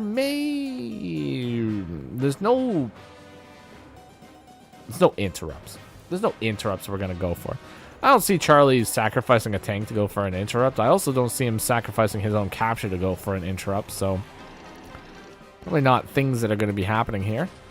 Does have a backup tank in order to guard this tank, though, so that's very nice. And G-Doom is not going to be able to go in for an attack over here because that is not something that's going to be happening without a doubt. So that's out of the equation. That attack's not going to happen. There is this property here, which has not been acquired by Charlie, which can be denied by G-Duma, though, which is very annoying. This property is also on the other flip side. You know, it has not been captured, so it's been denied. So these properties are probably going to be remaining neutral for quite some time. I got to play Stern versus Sasha in a Global League game recently. It was fun plopping tanks on cities and making them pretty hard to trade into. Exactly. That's why we say that, you know, when you plop a tank on a city, it's sitting pretty. And it ain't going to be going nowhere, folks. Sitting pretty on a city. Got the old double tank over here from G-Duma. Ooh. 2 more tanks on the field. Charlie's not even going to be able to respond to those 2 tanks with 2 tanks of his own. He's going to be able to respond with a battlecopter, which is also very nice because battlecopters force out the anti-airs, and they also attack the corners very, very quickly. So there we go. But unfortunately, forced to retreat a little bit here. Or doesn't really retreat, but just fortifies his location over here. Ooh, that's not too bad. You don't really want to be attacking into that. It's too much defense. Can't loop around and attack this. Could go in for a denial. Could go in for an attack and then have 2 tanks to back it up. That's a possibility. Might not be the worst thing, but probably wouldn't be the best thing either. I don't know. We'll see what he decides to do. Mr. G-Duma. Not going to be going in for that attack. All right. Yep. Can't really see that being a good move at all. Sasha won our team's first, though. Okay, wait. Well, hold on. Sasha was our team's first thought on this map until I just randomly beat G-Duma Sasha with Javier. Then he switched. Gotta play what fits your style. I mean, Tian's like, I'm just saying, man. You know, it's just defense. Defense is just too good. And in Live League, like, these day-to-day powers matter way more than prolonged super plans like ever could. I don't know. That's just me. Maybe I'm wrong. Maybe I'm not. But I think if you just bully your way to victory using day-to-day powers like defense, I mean, you're probably just going to have a good time for the most part. But anyways, yeah, Sasha's a good pick for sure. But Sasha's only a good pick if you can get the corners. If you can't get the corners from Javier, then then the income bonus isn't really going to help you because Javier is going to have 4 extra properties and you're not going to have 40% extra funds. You're only going to have 10% extra funds. Now, yeah, wall breaking Javier is super difficult to do. Anyways, let's see. See what the Charlie manages to do, because Charlie's been playing incredibly good this entire tournament. Like, this man has almost not had a bad game, like, yet. But G-Duma is also kind of like, oh, I don't know, like, maybe a little bit of a monster in some cases, folks. I believe that I've fought the G-Duma maybe about 2 times in Advanced Wars by Web in the Live League, and I don't believe that I have succeeded in the mission in either of those 2 times. Unfortunately, he keeps winning and I can't do anything about it. Now, Charlie does have a shot here, so there's a battlecopter hit plus an infantry hit to take out a infantry right here. There's a possibility that's something he could potentially do, and there wouldn't really be many repercussions for it, aside from maybe losing an infantry right afterwards, and then having, like, 3 tanks move up north, and a battlecopter and an anti-air, so that would be the only hit that you get, and then you have to retreat. But you have to worry about this, like, the infantry is capping the city in the corner, and you can't stop it because there's this, and this all right here. So if you go and stop it, you just lose your infantry to an additional hit, and then there's a join cap, and then it's almost a guarantee, and you almost can't even hit down here because there's a tank that blocks here. So unless you're going to go tank infantry and get the actual clear and then move an infantry right here, then it's not necessarily going to work, because then you got infantry that can counter that hit, plus the one that's capping should be able to get an additional clear here, and then tank moves in and attacks the tank. Additional tank moves onto the city, preventing this tank from pushing down. Battlecopter could even go here, causing additional leverage to the situation, or battlecopter can swing up north and cause havoc over here. So like there's almost everything in this situation for Javier is pointing towards a very good outcome, and Charlie's got to figure out how to manage this situation. I think Charlie can figure something out, because this guy's, like I said, he's a smart lad. He's got smart lad pants on. I think he's doing pretty good. Let's see what he does. Alright, so he goes in for this attack over here. Swings everything down south to meet the flippin' Javier dead on. Alright, so this is nice because you don't want him to get the 2 properties. Like, that's not what you don't want that to happen. That's not in the realm of things that are going to be happening here. So that's good. You got to do that. Now there's a double, 2 tanks could be hit plus a battlecopter could be hit, but that's also really bad for G-Duma. He doesn't want to go in for that attack because it's just going to be met with severe resistance. Does Sasha ever 2-shot infantry on a city with her infantry? No, it doesn't happen. With 110% defense, you would need, I think it's 140% firepower to get the official KO. Yes, I think it's something like that. Because Grim can do it with a comm tower, but he's like the only guy that can actually do it. Oh my god. Alright, so I stand corrected. Like, G-Duma, this guy, he obviously has a plan here, so he just decides to go in and just smash.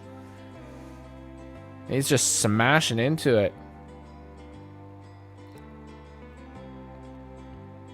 Yeah, G-Duma's on a roll, man. He's on a roll in the live league. He was on a roll before this tournament even happened, but, like, honestly, Kesler did an amazing thing for the community here, and I'm just gonna take a moment just to shout it out, because he managed to introduce the community to one another in a way that was super significant and had insane value to the community, because now basically everybody is able to talk to everybody here, and they're all learning from each other, and this tournament managed to gain people like so much experience and so much value, and it made everybody feel super important. So very, very high props to Kesler for putting this on, and just high props to community for being super awesome and just having a blast with it and being super inviting and not being toxic at all. So that's great. Good job, Advanced Wars by Web community, for being super awesome. All right.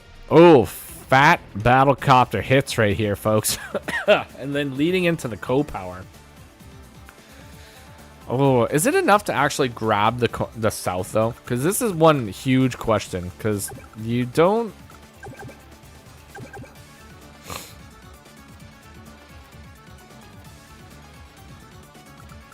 Like, maybe if tank sacrifices into this tank, and then this tank goes down, and then the battlecopter swings down, you might be able to do enough damage to this. I'm not going to calculate it because I don't really want to at the moment, but you might be able to do enough damage to it, but I don't think so. Let's see. This is a defender. Maybe I will calculate it because, you know what? Why not? Why not? We got speculations here. So, we'll take this down to 7. Say we get lucky with that. Then we got this tank that attacks it. If we're lucky, let's say we take it down to 2, which would be pretty cool. But is the 3 HP enough? I don't think so. You know, I think it's just I don't think it's gonna work. I just don't think that there's enough rolls here to really make it work. Maybe if you get a little bit of extra chip damage with like the 6 HP infantry or something, it might work, but I don't know. But either way, you're not really getting a whole lot of value out of that. You're getting some value, but not like a huge amount. It would just be nice because then you create the wall where you can eliminate this infantry and then actually have a chance at capturing these properties. That's really like the only thing that I'm thinking. So maybe it's possible, maybe it's not. Okay, so he's going to go in for it. But he doesn't go in for it with the battlecopter, which I think might be a mistake. I would go in for it with the battlecopter. I mean, you know what? I'm a reckless player. So obviously I'm going to go in for the most reckless move I can possibly think of. So obviously that's what I would do. And then I would just let it roll. So we're gonna see. Yeah, I would have gone in for it. And then if it didn't work, I would have attacked with the 6 HP infantry and just hoped that it got the clear. And then I would be going for that corner. I'm hitting that corner, folks. That's what I'm doing. Anyways, I didn't play a single game in this tournament, so I'm just talking a lot of smack. I have nothing to show for it. Anyways, G Duma though, he's got 17,000 money per turn to show for it, so he's feeling pretty good about that. Charlie's only at 15 properties right now, which is a very respectable amount of properties. It puts him at 16,500 funds, which is only slightly behind G Duma at this point. But I mean, if G Duma wants his co-power right now, he can get his co-power from like I think just a couple like. He could probably get it from infantry engagements and then taking out an infantry with the anti-air. And then it would be very difficult to be dislodged at that point because he would just have a lot of stuff in the vicinity here. And he could even, if he wanted to protect his battlecopter, there is actually the potential of some blocking that could happen here. Like infantry right here and then moving tank and joining tank together, form an 8 HP tank. And then if you have the co-power active, anti-air is not going to be able to reach that battlecopter. So, yeah, that could be a thing. That could be the thing that's going to happen. I don't know, man. I don't know. I remember watching this game as it was going on, but most of the time when I'm watching Advanced Wars by Web streams, I'm usually busy also being a parent. And a lot of the time I miss things that are happening because my daughter continuously does things that require my immediate attention. But yeah, he does join them together. That's a good move. I think that's like a pretty solid move. But he doesn't get the co-power. But he doesn't necessarily need the co-power. I mean, there's not really anything that Charlie can do. He doesn't have anything that can immediately clear this, and he can't clear the infantry. I mean, the only way that he would have any hope of clearing the infantry would be if, for some miraculous reason, if he went in to attack with the 2 HP tank, that the infantry actually managed to do enough chip damage to destroy it. Because if he did that, then maybe he could move in with a tank, take this out, and then he would be able to take the battlecopter out. But then he would also leave his anti-air hanging to an 8 HP tank. So yeah, basically everything in that scenario is just screaming pain. So I don't know. I don't know how I feel about it. But once again, it also seems like one of those crazy reckless things that I would try to do. You know, just go for it, man. Just roll. Get the rolls. Just go for it. All right. So this is nice. Charlie, he might be able to acquire these 2 properties down south. It's looking pretty good. You know, he's got a 12. He's got a 10. The only thing that can stop this one is the battlecopter, which it actually can't. So that's going through. This is not going through. That's probably not going through. So we're going to acquire one property right now, which is very nice. Very nice indeed. Let's see it happen. Boom. Got fat hits over here. Anti-air just moving in, doing that damage. Doing that damage. And then the battlecopter infantry combination tank moving in. Clears and then moves forward and then actually attacks another tank. Another hit. Savage. Absolute savage monstrosity of hits over here. Brutality. Absolute brutality. Takes Charlie's unit count down to 20. Which is not actually really that bad. Like, his overall value is looking pretty good, but G-Duma's position is looking very good. And he's got 69,900 total value for his entire army, which is, you know, one of those funny numbers which make you laugh occasionally. 100%. Some of the players at the end of the tourney were far cries from where they were when it started. Scannery, you are correct about that. Like, some of these players, like, leveled up so hard. And I'm incredibly proud of all of them. And I'm super scared to rejoin the live league at some point because it is going to be absolutely atrocious when I rejoin the live league because everybody's gotten way better. Scannery is scandalous. Well, you're Scannery to me now, scandalous. I call you Scannery from now on. Actually, I probably won't. I'll forget by tomorrow. But welcome to the stream, Scandalous. Welcome. Welcome indeed. Thanks for joining the Discord. You've been an absolute pleasure. Alright, so that's a fat tank hit. Super annoying. And excusez-moi. So this is going to be really bad. So this is one of those incredibly dangerous situations in Advanced Wars by Web. Possibly one of the most dangerous situations in Advanced Wars by Web because a lot of people really enjoy having access to an airport. I know it might surprise you, especially with the cost of flights nowadays, but most people do enjoy having access to an airport, even if they choose not to fly or even buy, you know, air units. You know, they just like having access to it. They like to know that it's close by, so in case they need to take a flight somewhere out of their city, you know, they can do that.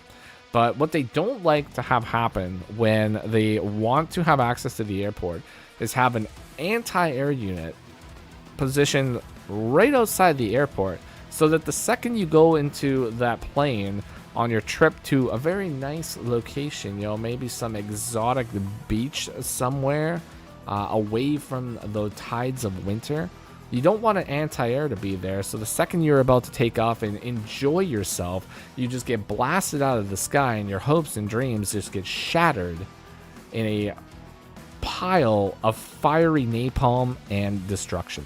It's not what you want to have happen, folks. And that's what could potentially happen to Charlie right now, because this anti-air could attack this tank and then be in a perfect location to lock that airport. Dangerous times indeed, folks. You gotta watch out for it. Alrighty, let's see what he actually decides to do, though. G Duma busts out the classiest of all the units, folks. Class medium tank is on the field. Let's go. Boom. Beautiful. Oh my god, am I like actually that white? I gotta change this. I just looked at myself. Terrible. It's actually like really bad. Anyways, I swear I'm not a ghost, folks. I'm not. I'm like an actual human. Anyway, so Charlie's at 19,800 funds right now, which is fantastic. It's fantastic. It's finally happened. It's finally occurred.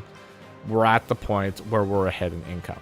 So from this point on, it is super important that Charlie busts out as many vehicles as he possibly can all the time and get them directly to the front line of the battlefield so that we can overwhelm G-Duma with sheer spam and sheer might. That's what we gotta have happen here. Ballin'. Alright, folks.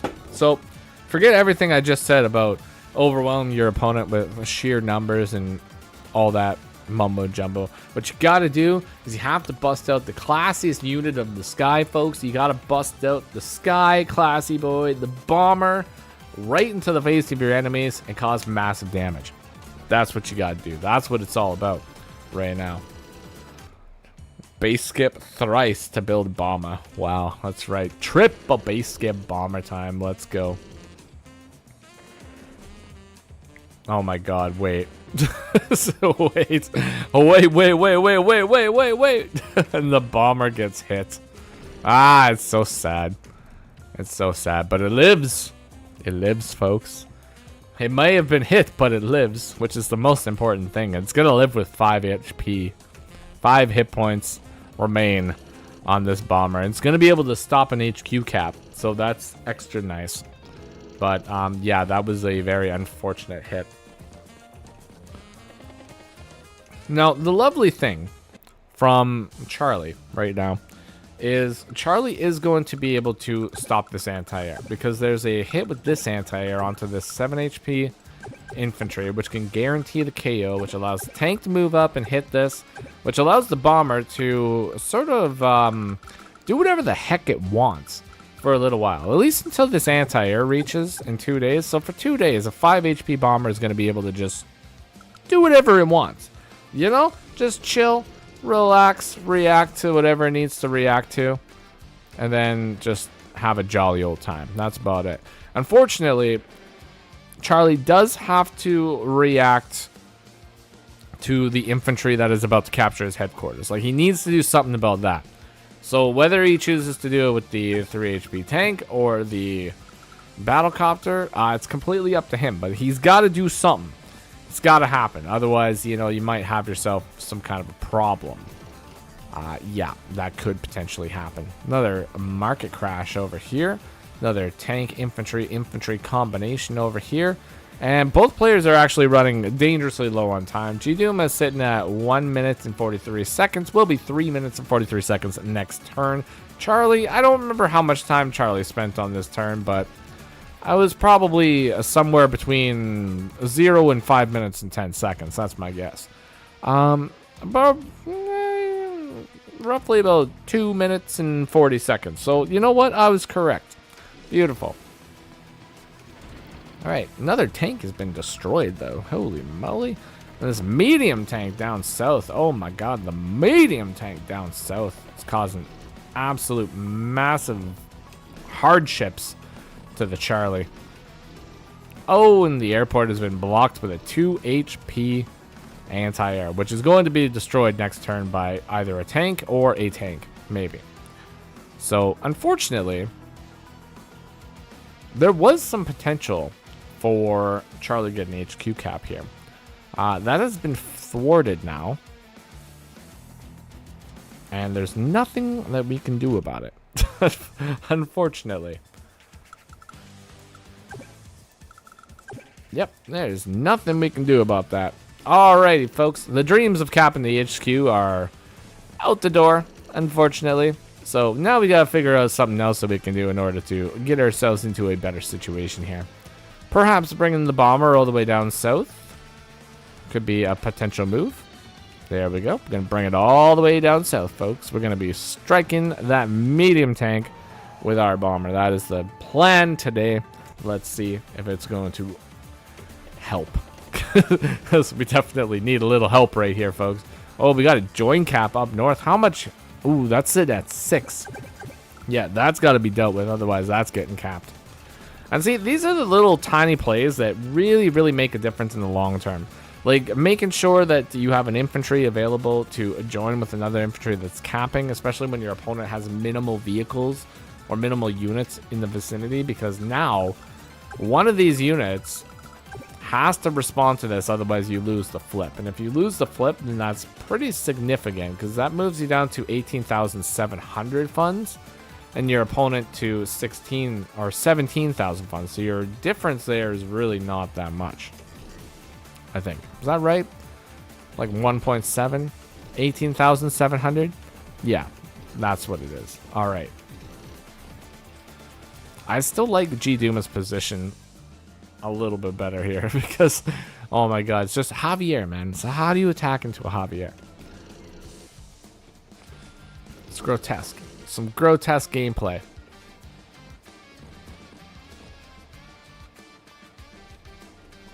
So bomber attacks over here.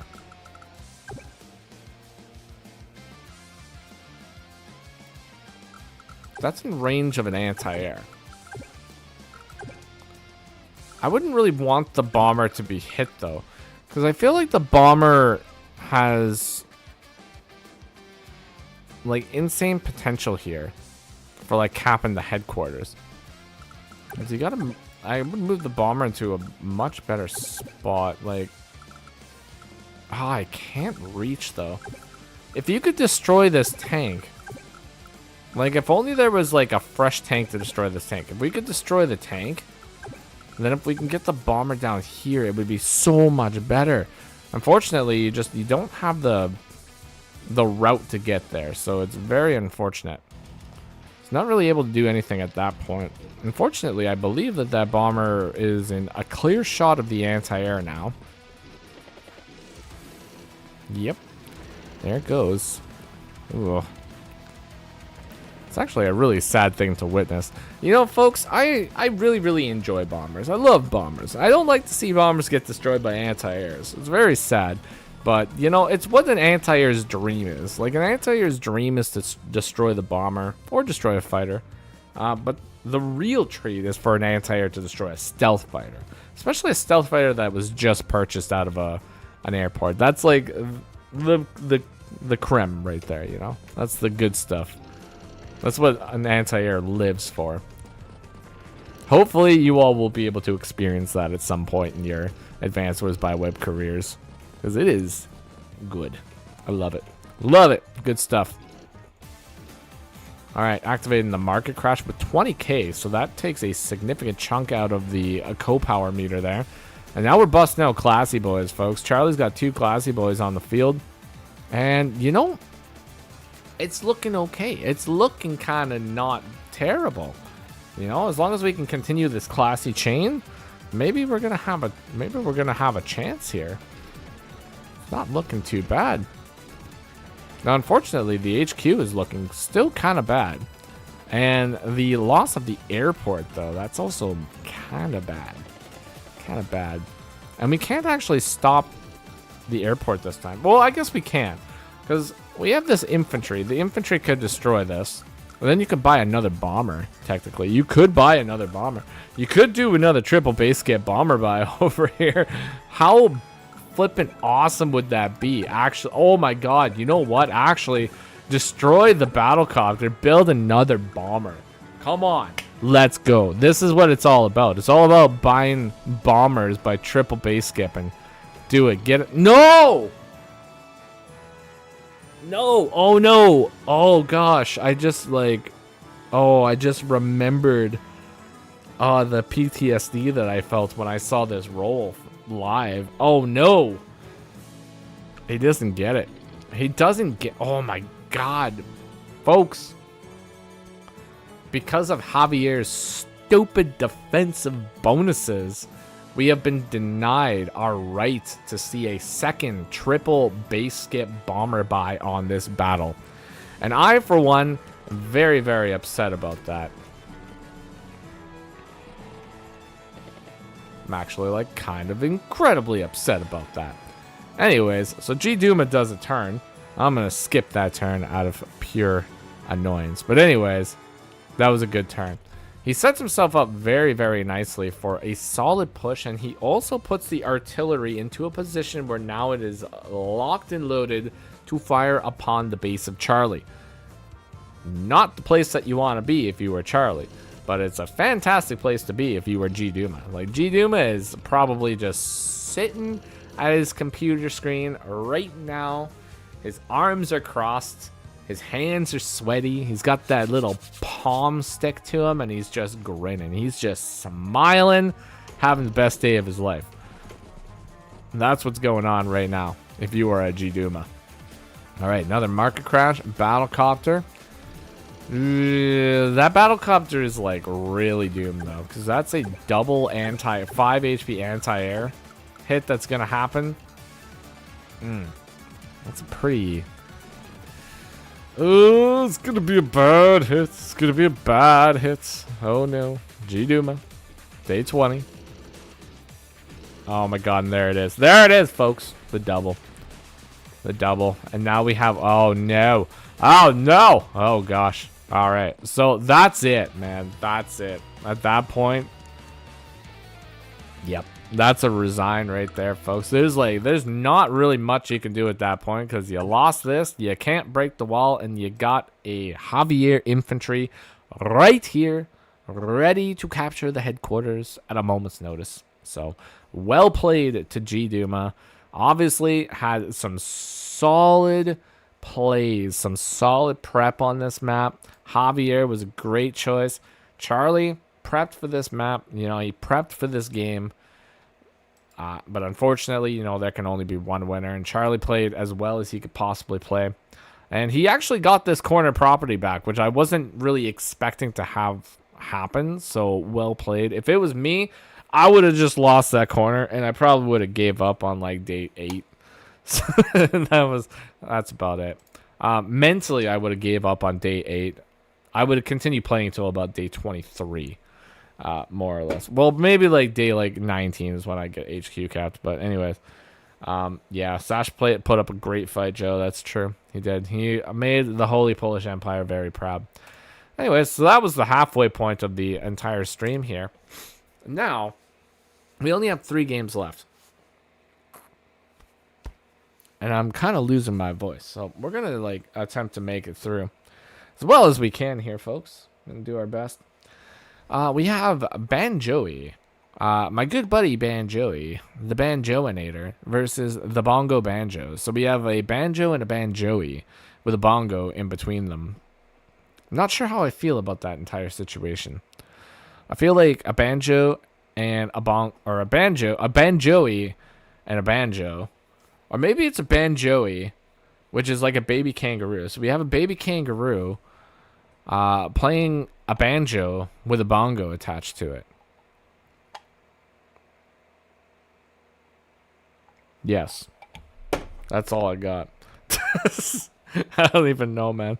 Anyways, so that's what we got going on here. We got Banjoey versus Bongo Banjo. And I don't know, maybe Teens Realm can answer this question, but apparently Bongo Banjo has also gone Javier. So maybe True Grit's real idea here is just to go as anti-grit as they possibly can, going against the grain, fighting with the other side of the coin, and doing the anti-grit strategy with the Javier picks here. That could potentially be it. That could possibly be the plan. But anyways, we also have a Sasha pick here, and I believe that at this point it's a tied series 2-2 on either side. So let's see how this game plays out. Boom. All right, let's go. Bongo Banjo and the Banjoey. All right, we're going to go for those captures. Obviously, Bongo Banjo is going to be going for the comm tower. Got to get the comm tower. Banjoey busts out the first tank of the game. Clear first tank for sure. And then we progress to this point here. So we're going to carry on with the game at this point. So on day 6. Also, the sides are swapped for this one because we were on the other side last time for the Holy Polish Empire, but this time we're player 1. So let's see if it goes any differently for us. Maybe there's a first turn advantage scenario that we're dealing with. Perhaps, I don't know. As we said earlier, folks, the most important thing that you can do is blame the map and the map maker for your losses and never blame yourself, because that's just the way to do it. Anyways, all right. So good little interrupt over here, which is nice because that allows Banjoey to get a property that Mr. Bongo Banjo does not get because it was denied. So let's see it. Get the property. Cap it. There we go. And then we got a tank hit. Unfortunate 7-7 trade. This is not the trade that you want to see happen. Especially because I believe that it's like... Are we doing... Is it... It might be 36-41, which if that's the case, then yeah, it's kind of guaranteed. Yeah, it's 36-41.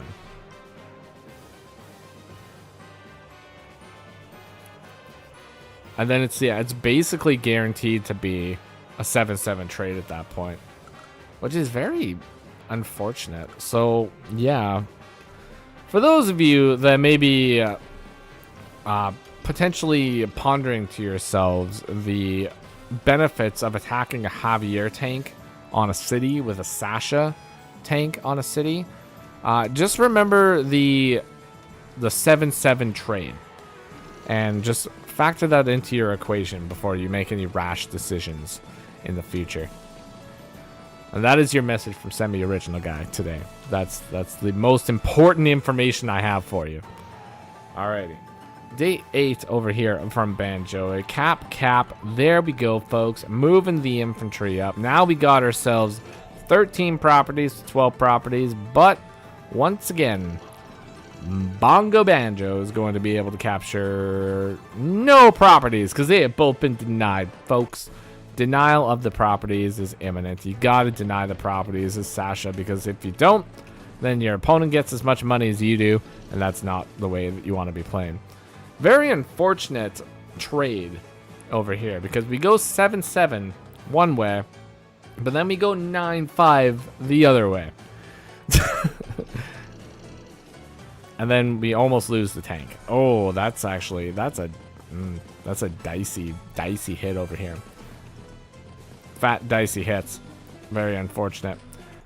And then once again, folks, Javier, he's just walking into the corners. He's just walking into the corners, and he's just capping the corners. Like, no care or concern. He's just doing it. He's just doing things. That's it. He's just doing things. He's not even worrying about it. All right, blocking a cap. There we go. All right, this should be sitting at 2. Ooh, there's potential. There's potential that he might get this property. But it can be easily denied with the old 1-2 combination from the infantry. Perhaps a tank hit. So we'll see. We'll see if Bongo Banjo allows Banjoey to get that capture, or if it's going to be denied. There's the possibility of it, so we'll see. Anyways, Battlecopter and the infantry up north definitely causing a lot of mischief. More tanks and an anti-air into the equation. Another tank hit in the center. And then he's going for the double tap with the infantry to guarantee himself a KO to stop the income from going any higher than it needs to go right here. Battlecopter moves in, strikes down the infantry, and then we got a tank take it out of 1 HP infantry. And are we going to be seeing the double? I don't think we can, because I think this infantry's in the way. Yeah, that infantry's in the way, so we're not going to get the double here. But we do get a market crash.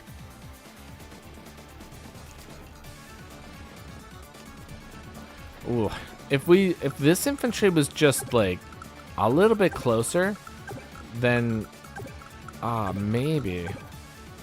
No, we wouldn't be able to get it anyways. We would need more infantry closer. Anyways, that's really good positioning from Bongo Banjo, because if Banjo wants to pounce on these properties, he's going to be just met with so much resistance over here that he's not going to get the properties. All right. He's going for them, though. I mean, you got to go for them. Let's see if the resistance is enough, though. Does Bongo Banjo have enough resistance up north? I mean, he's got enough to interrupt, but is it enough to really sustain the interrupt? I mean, technically, he's really got not much else in the area. He's got the tank and the battlecopter right now, which is definitely a huge annoyance. But is it enough? Going for the double. Ooh. Do. How do we secure ourselves these captures?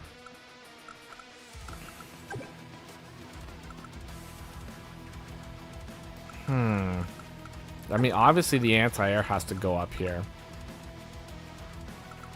Anti-air takes this out. And then you got a 9 HP infantry attacking a 7 HP infantry. Is that enough to take it down to 2?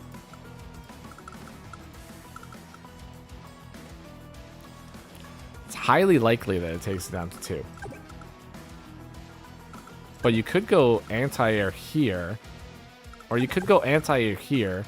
Infantry here. Start a fresh capture and then continue this capture. Then there's the possibility that you at least get one of them.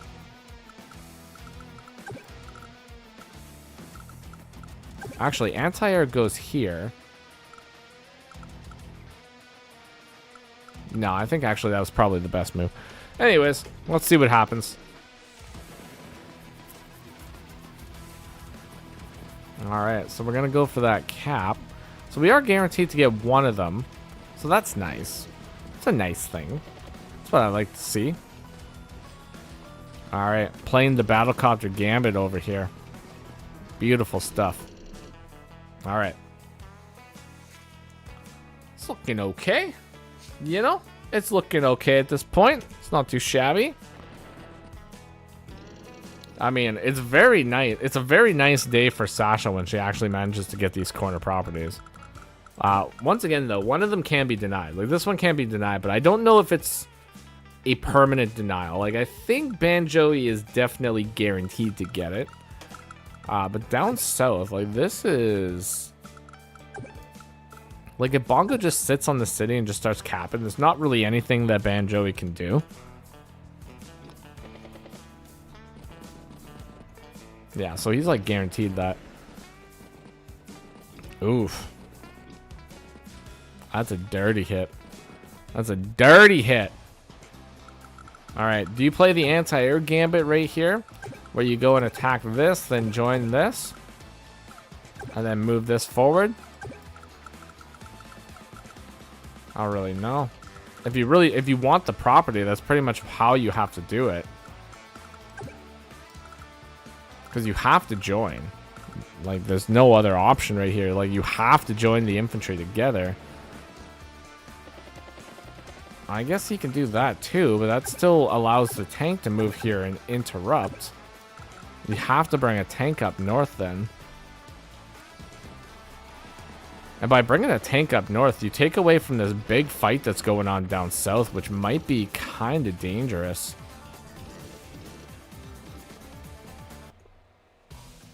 Yeah, so the capture up north is just, it's going to get denied again. And he brings all the tanks down south, which is nice. Like, honestly, they are needed down south. But Tower Shield is really, really close. And this tank can be destroyed. Like, there's a 2-shot on this tank allowing the battlecopter, or the anti-air, to attack the battlecopter. Which should be pretty close, if not, like, guaranteed to get the co-power. But he doesn't do it. He doesn't move in with the anti-air.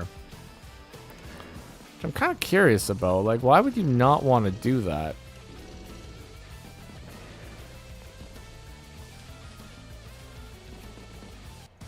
I mean, the anti-air is safe over here.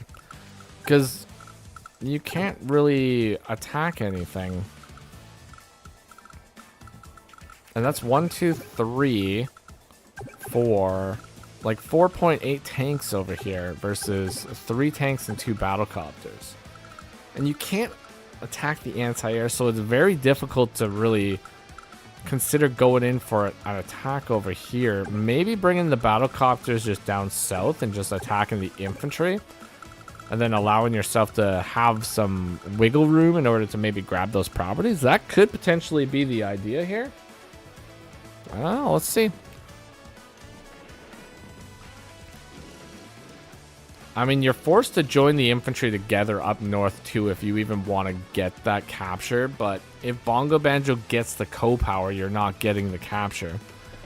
So that's another issue, too. And he gets the he gets the co-power. So he's guaranteed to get... Yeah, okay, so not joining is definitely the right thing, because, like, yeah, you're not going to get the capture anyway, so there's not really any point to join them together.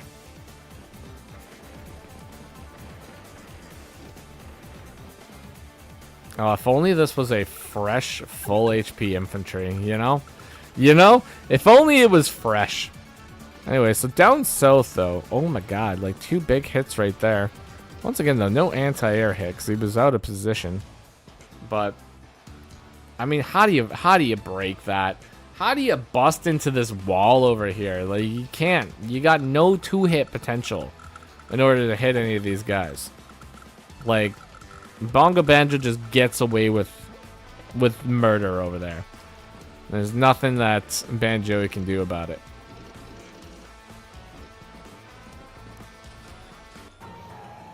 But he brings the tanks forward. Formulates a nice looking little tank wall.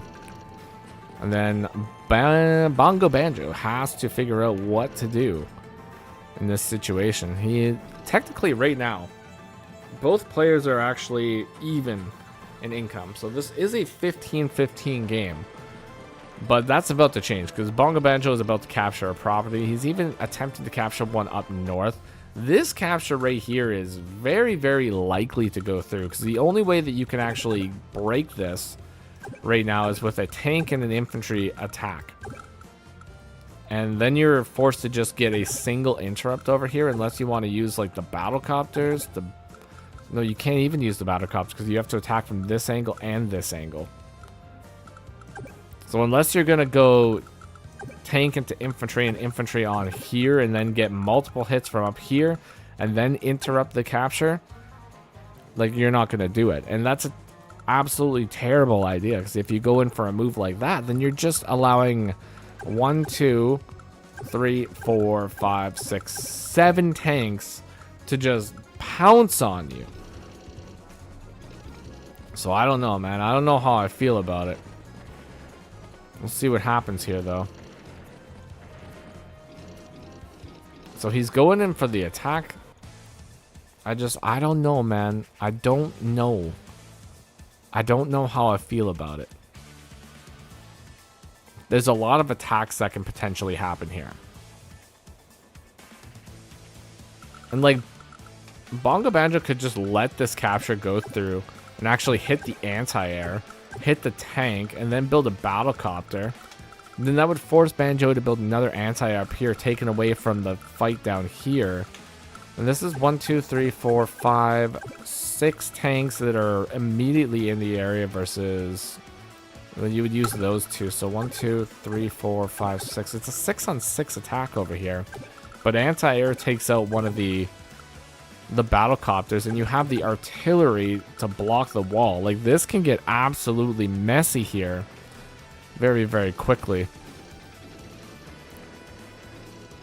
Oh yeah, it's getting messy. It is getting messy. See, he doesn't even go for the anti-air. He actually goes for the double tank hit and infantry hit over here, keeping the anti-air alive, allowing the capture to go through. I wonder if he's going to bust out a battlecopter into the equation, though. That's possible. Or if he's just going to go tanks. He's just going to go tanks. All right, no battlecopters here today, folks. None right now. All right, we've got a market crash. But we market crash before we attack. But we market crash so that we get the co-power firepower bonus. And that could have been so that we could bust through here. This is, once again, though, this is kind of a dangerous situation. Like, kind of a dangerous move. Oh, let's see if Bongo Banjo can find a way to actually attack this position. Because this is looking a little spicy. Especially with the artillery right now is going to be able to go so hard in this fight. Oh, man. There goes a battlecopter. The loss of the second battlecopter is, like, really rough. And then the medium tank. Brutal. Brutal. Classiest of all the units, folks. Got to get the medium tanks on the field. Banjoey, though, he's got 20,500 funds. He could definitely bust out a medium tank of his own.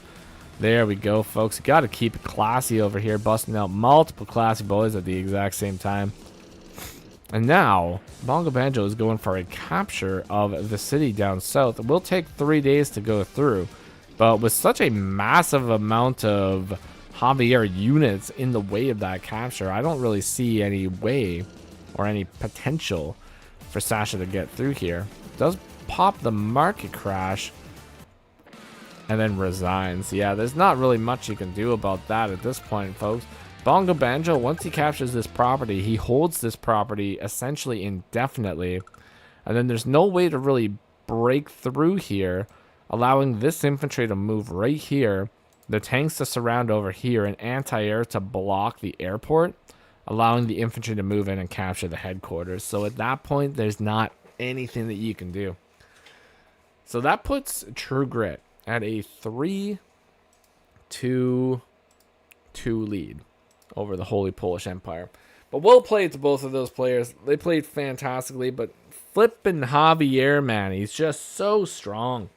So strong, that Javier. Crazy. Crazy strength. So, this was one of the games that I was really, really looking forward to seeing. Because these two guys, oh my lord, these two guys right here, these are some strong folk in Advanced Wars by Web. Vilfort. Strong folk. Strong lad. He's got strong pants. Izignagi? It's like the Grit Master. He's like the mascot of Team True Grit. He probably named the team. And if he didn't name the team, he definitely approved the name. I can tell you that much. Hopefully somebody from True Grit will be able to tell me in the chat or the comments in the future whether or not that is true. But I'm going to just say that it's canon. Without a doubt. This is a fun match. Should make for a good fight. It is a interesting map indeed. Now, don't you move over there. Ghosts. The moving things. I have a clipboard here. Not a clipboard, but a whiteboard. I'm writing stuff down on it because I could write stuff on the computer, but I like scribbling on things with a pen. It makes me feel better. Anyways, so yeah, this is a good map. The contested properties are actually over here in the corner, and the comm tower is kind of contested. Very actually kind of contested, but the corners are the most contested properties over here.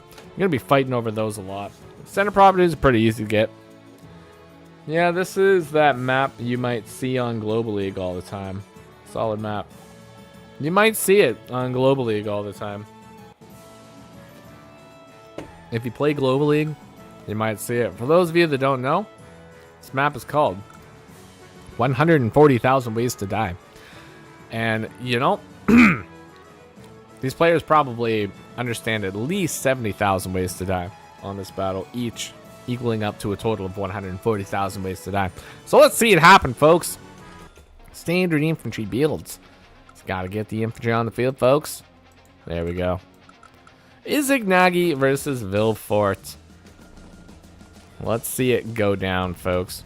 Now, the one thing that I will say is, I think, like, Global League standards, I think, like, probably Izignagi might have a slight edge over Vilfort, but I think when it comes to Live League, Vilfort is, he's one of, like, the top players. This man's a very, very strong player. He can think on his feet very, very quickly, analyze a situation, and be able to attack very well. Now, the one thing that is difficult about this tournament when it comes to the Live League, or the live setting, is the fact that, and this is nothing against it, but this is just like an observation. When it comes to this tournament, because you know what the map pools are, you're able to prep for the maps very, very well. You know, as well as you want to prep for the maps. So you understand what to do when it comes to the live, or when it comes to the games, before you even start a map. Now, when you play normal Live League, you don't really know what map you're getting, so you can't necessarily prep, like, crazy amounts. But you can understand the maps and you can read them really quickly. But this tournament allowed people to prep for maps. And Izignagi, like, he's a very strong Global League player. He's a very good prepper. So we have a battle here between a player which is very strong Live League, able to read maps, analyze, and react very quickly. Then we have another player who potentially is a incredibly good prepper, but maybe not necessarily as good of a live player. So it's an interesting balance between the two. Now, I could be completely wrong about that, and Izignagi might be an absolute god in the Live League. I don't know for sure. I haven't really seen Izignagi play Live League all that much, but I have seen him play a little bit, and he has definitely done very good.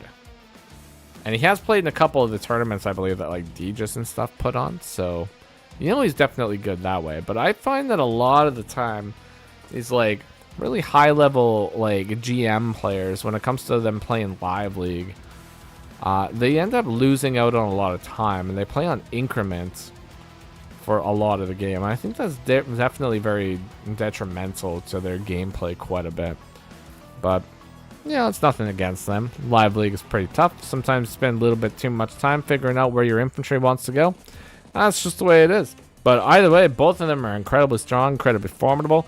So this is going to be an absolute banger of a match between them. So let's see it happen. All right, day 3. Billy going in, capturing the airport. Izanagi also capturing the airport because you got to get the air units on this battlefield. Considering that this is a base light matchup, you want to be getting the air units out as quickly as you possibly can in order to pump up the unit count. Got a tank over here from Vilfort. Izanagi's got 12,000 funds in the bank. Could potentially buy a battlecopter. And he does. He buys the battlecopter. That's a cheeky little move right there, folks. All right.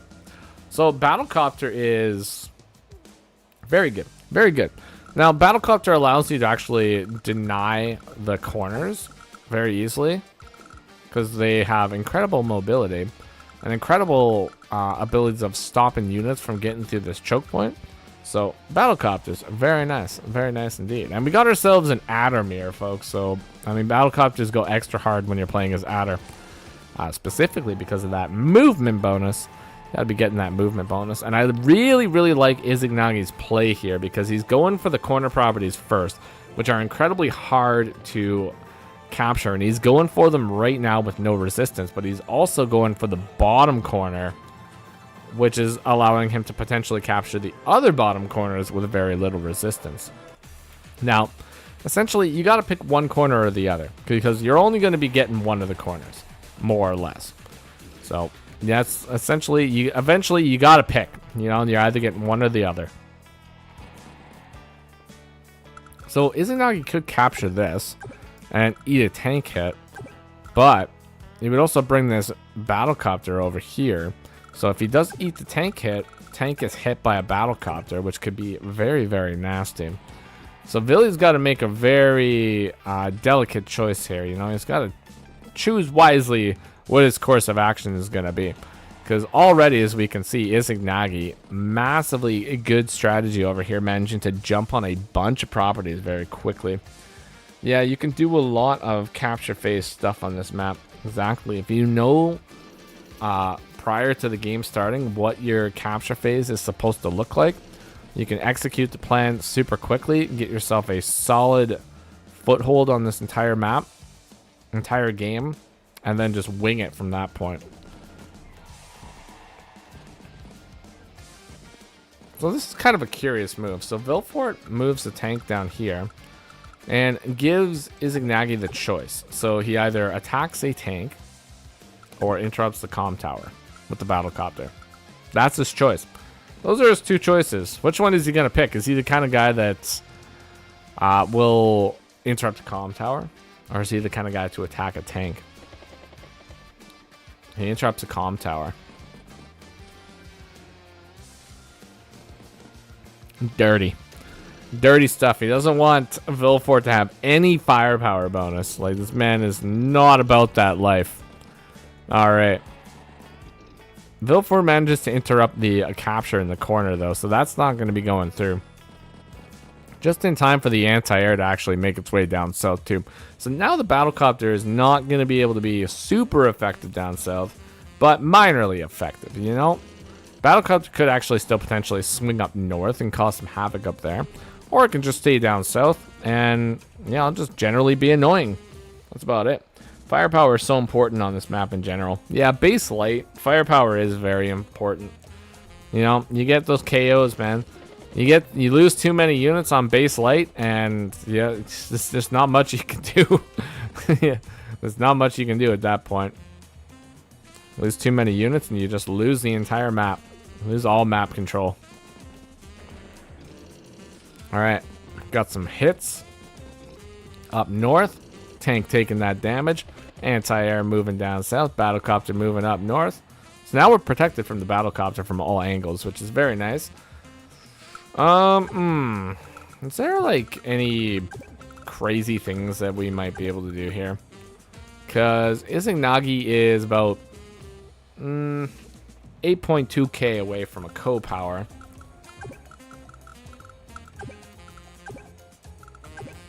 Yeah. There's nothing crazy that I would necessarily be willing to do in this situation to get a co-power. Can't really sacrifice the tank. You could attack this tank to get like, oh, like 4.8 charge, and then you could attack over here. But then you got to make up like 4k somewhere, or like 3k, something like that. Yeah, I don't know. The only thing that I would think is like if you manage to attack the tank and you got co-power, you get a free copter shot here, which can be pretty significant, but there's not really any like logical way to actually get it that makes like a lot of sense. Not without sacrificing like a large amount of your army, so it's like it's really just at that point it's just not worth it. Don't sacrifice your entire army for just like a crazy play.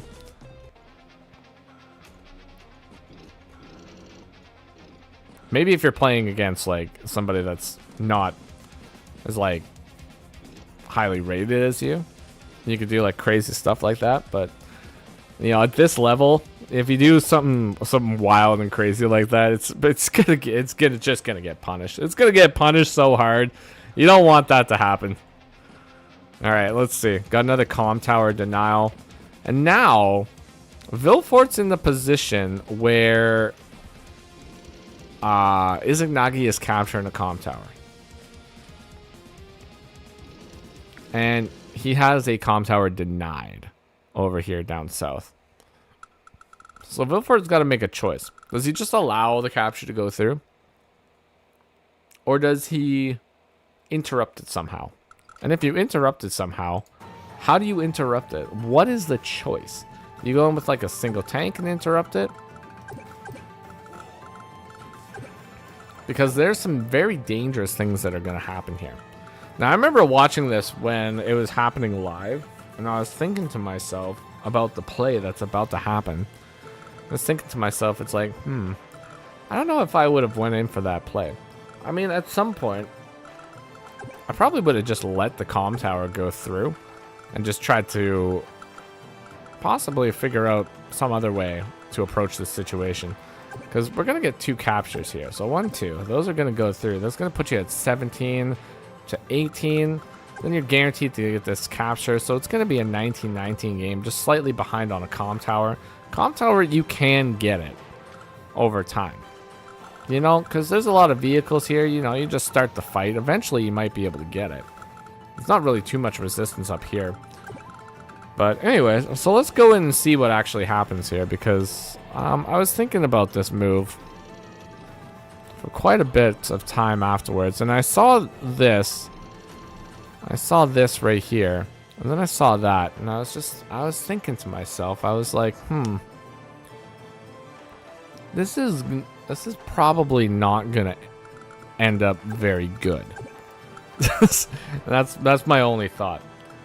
Yeah, the 7 HP and the full HP tank are positioning problems. Yeah, so I think probably what happened was Vilfort saw the 5 HP tank, or maybe he didn't, but I saw the 5 HP tank right away. And then I saw this tank right here, and then I know that this and this will get the clear on the tank, allowing the anti-air to move and take this out. And at that point, you get co-power, allowing for another tank hit right here. So this loses like 2 tanks and a battle copter, which is very significant on base light. But I don't know necessarily if Vilfort saw this, or if he did see this, he might have not factored into the equation that it gets healed. So that could potentially be it.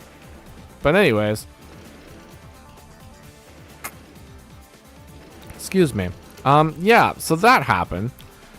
And yeah, when that happened, I was thinking to myself, I was like, ooh, that's like a pretty nasty hit. That's like a fairly nasty hit right there. And then the comm tower just gets captured the next turn. So I was like, ooh, I don't know about that. Anyways, so I saw that happen, but then I was also very hopeful because I was thinking to myself, okay, well, yeah, you get a hit like that, but then does Vilfort have a hit like that down south? Because at the end of the day, that's what it's all about. You might get hit pretty hard in one area, but can you equalize that by hitting really hard in another area? So, let's see what happens here. Pop the power. Going for a comm tower interrupt. Taking out a tank. Should be able to take out that tank. Maybe going with an infantry and do it. Doesn't do it though. That's okay. So, does some damage here. 95,800 value though. So it doesn't really quite take it to where we want it to be, but that's okay. Alright, so tank is finally taken out here. Battle Cop just pushing up. An anti-air being a huge problem. Day 13, Vilfor's got another power though. So the power will allow for a battle copter hit. But that's really about it. Anti-air can take out 5 HP infantry, and then there might be an attack on a tank. But if you do that, you're inviting in a lot of units to attack you right afterwards. So I don't know, man. I don't know. It's a tough call. Medium tanks are not a tough call, though. You always want to be getting medium tanks on the field, folks. It is probably about at least the number 4 priority in Advances by Webs, getting some classy boys on the field. And then everybody saw Izanagi build this black boat. This black boat, folks, and there was so much chatter about the black boat. I remember this chatter. And I was thinking to myself, yeah, the black boat's kind of weird, but it's also kind of good. So you can build a transport copter. You can use the transport copter to funnel your units all over the map. But this allows you to move right here, drop an infantry right here right away. That puts you in direct access of grabbing this property right here, which gives you a much more immediate benefit. So that was the idea. The other thing about the black boat too, I'm not sure if it's necessarily 100% worth it. It's very situational, but if you get pushed back, the black boat can actually sit on this beach, being a huge blocker to the choke point there, preventing your opponent from getting through. So that's another thing that's very interesting. Anyways, Vilfort somehow manages to put himself exactly at 99,900 funds, which is pretty cool. You know, I'm not going to say it's not. It's a very coincidental thing, but it's very neat indeed. Nobody ever expected that to happen. And then he immediately moves himself to 116,900. Another funny number. There we go, folks. That's what it's all about. But yeah, so the position is getting very, very, very wild. You know, I don't think that Vilfort is necessarily too far behind at this point. You know, he's got some spread around the map here. And he's got one extra property, which is super nice. And he's got the comm tower, so even after all those exchanges, he is slightly ahead when it comes to income. So this is an Izanagi game to make something happen. Vilfort can just sit back and just wait. So that's one of the luxuries that he has right now. But one luxury he doesn't have is the fact that there's an artillery down south, which is sitting or situated perfectly to fire on a city, and also has a medium tank backing it up, leading the charge down south, folks. And it is looking pretty spicy. And Vilfort's medium tank spamming, which is an absolute based move. Ugh. And then this move happens, which is kind of a little risky. I can understand bringing your stuff over here, but medium tank just sits here, and our medium tank can sit here and be a big blocker, and then these guys are trapped in the corner. Classic medium tank chain. That's right, Dark. Classy classics. Yeah. See, this is what I thought was going to happen, too. Like, medium tank sits there, blocks this, and then these guys are just stuck. They're just stuck, and they're just waiting to be blasted away. And then Izanagi, he busts out a flipping bomber. Like, let's go. And look at that. Like, the black boat is being the stupid, annoying little blocker guy over here. Super annoying. Toxic. Toxic behavior.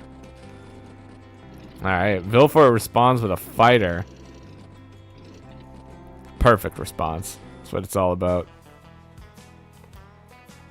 All right. And yeah, pretty much at this point too. Like, Vilfort doesn't really have a choice with these tanks. Like, he's got to do something with the tanks, so he might as well interrupt. He's going to lose the tanks, but he can do some damage here. Battlecopter right here, though. It's kind of rough. Izanagi could potentially do something, like get a co-power and then attack this Battlecopter, which would be probably actually not really that difficult to do. It needs like 20,000. Not 20,000, needs like, what? 12,000? Roughly about 12,000. So if he gets 12,000 charged, like, he gets an attack on the Battlecopter with an anti-air. And then he gets a medium tank hit on a medium tank.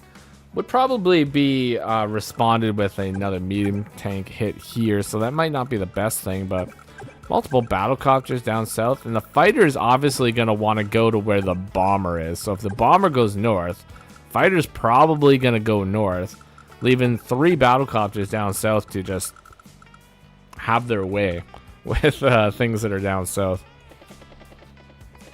But it doesn't go with the co-power idea.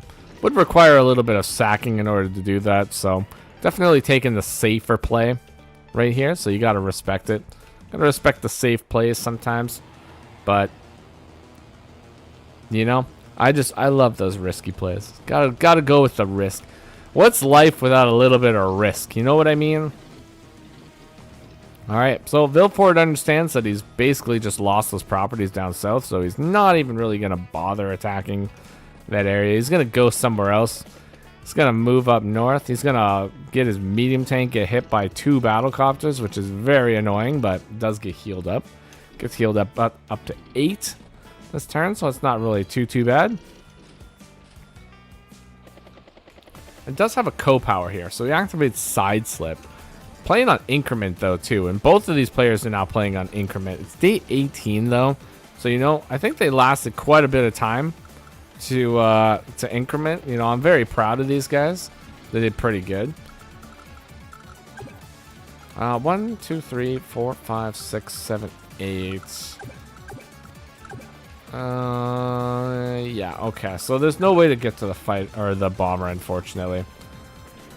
Interrupts the comm tower because he wants the firepower. Busts out another Battlecopter. Then puts the fighter in the middle of the battlefield. The middle of the battlefield. Middle. 1, 2, 3, 4, 5, 6, 7, 8. So it's safe. Yeah, it's safe. Got nothing to fear. Izanagi is doing some great walling on Increment. Yeah, this man's definitely... He's definitely got some instincts about him, folks. And you know what? That just comes with a lot of pattern recognition. Izanagi's been a top player for a very long time. So, you know, I might have said earlier that, you know, his live league prowess might not have been as like acknowledgeable, I guess, maybe as Vilfort, who is probably a lot more seen these days than Izanagi, but Izanagi is clearly able to get some stuff done when it comes down to it. So this man's got some potential. He's got some power. Vilfort, if Vilfort gets a super co-power, he gets a snipe on a flipping bomber, though. But he's not going to go for it because it's he's too far away. Too far away from it.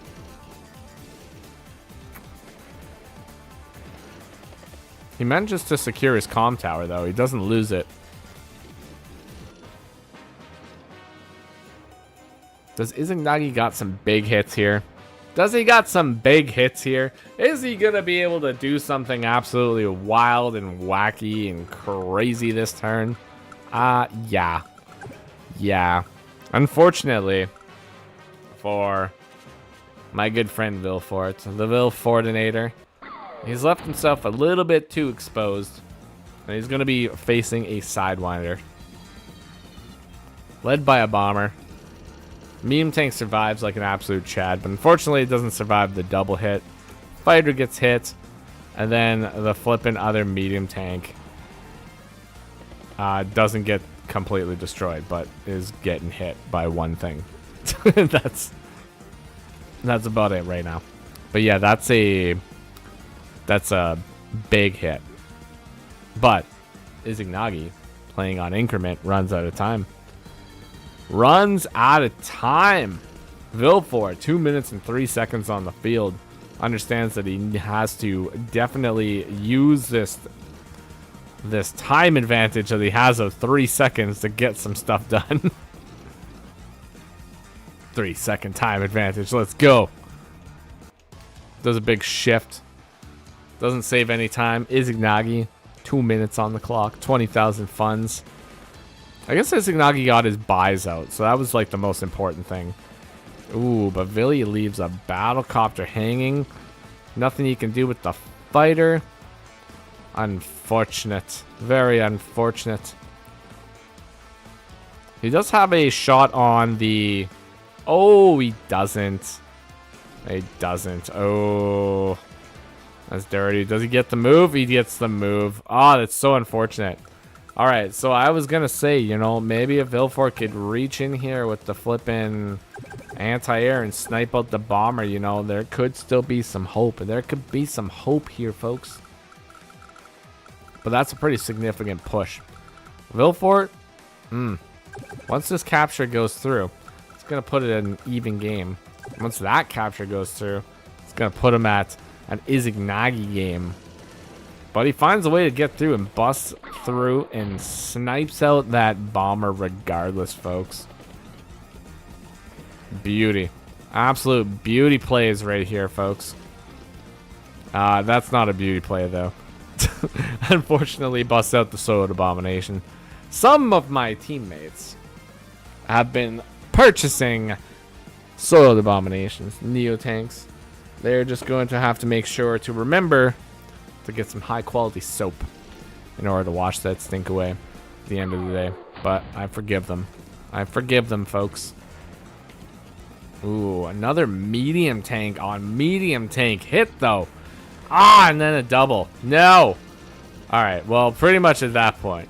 As soon as you lose your last medium tank on the field, you know, that's not a good sign, unfortunately. It's going to be losing the comm tower here as well.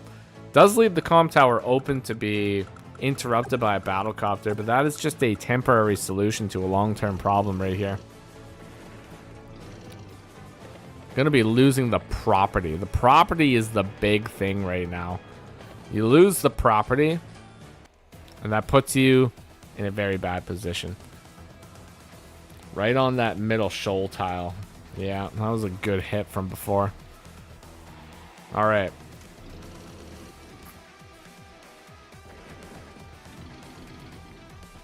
Yeah, this comm tower. That's going through now. There's nothing stopping it. There's nothing stopping it. Izanagi has found the way, folks. He's found the way. And he even drops 2 infantry up north with the black boat. Like, right when you thought that the black boat was done or that it was a meme buy, this black boat has just been getting things done, folks. It's like, it can't be stopped. He probably prepped it from the beginning. He was just like, I'm going to purchase this black boat on this day because it's going to be absolutely wild and unstoppable. It's like he had a plan. He had a plan from the beginning. Day 24, though, Izanagi captures the comm tower. Or was he going to capture the comm tower? He doesn't even cap the comm tower before he attacks. Like a true gamer. There we go. Capped it. And another bomber. There we go. Another bomber on the field. Medium tank and anti-air take out the opposing anti-air. Then we got another battlecopter on the field. Sword Abomination pushes way to the front of the game. And at this point, I do say that I'm very proud of my friend Vilfort. Because a lot of people would probably resign. But when this game was going on, there was a very important factor to this game. And that was if the Holy Polish Empire lose this game, they lose the finals. They lose the series. And the series is won by Team True Grit.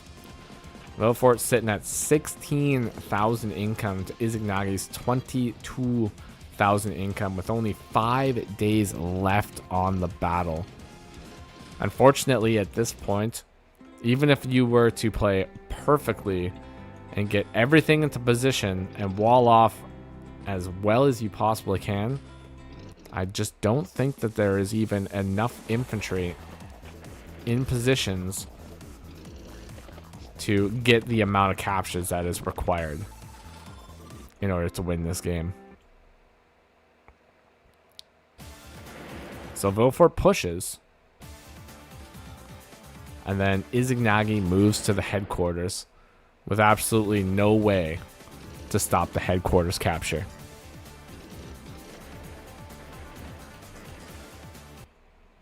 So Vilfort builds the missile and resigns. And Team True Grit win the Kesler Co-op tournament. Well played. Well played indeed to Team True Grit. These guys fought super hard, and they had a very shaky start. But they had a new person join their team, Deejus. Deejus joined their team, and then after that, they managed to just get win after win, fought their way all the way to the finals, and got a solid win against the greatest team in the entire universe, Team Holy Polish Empire.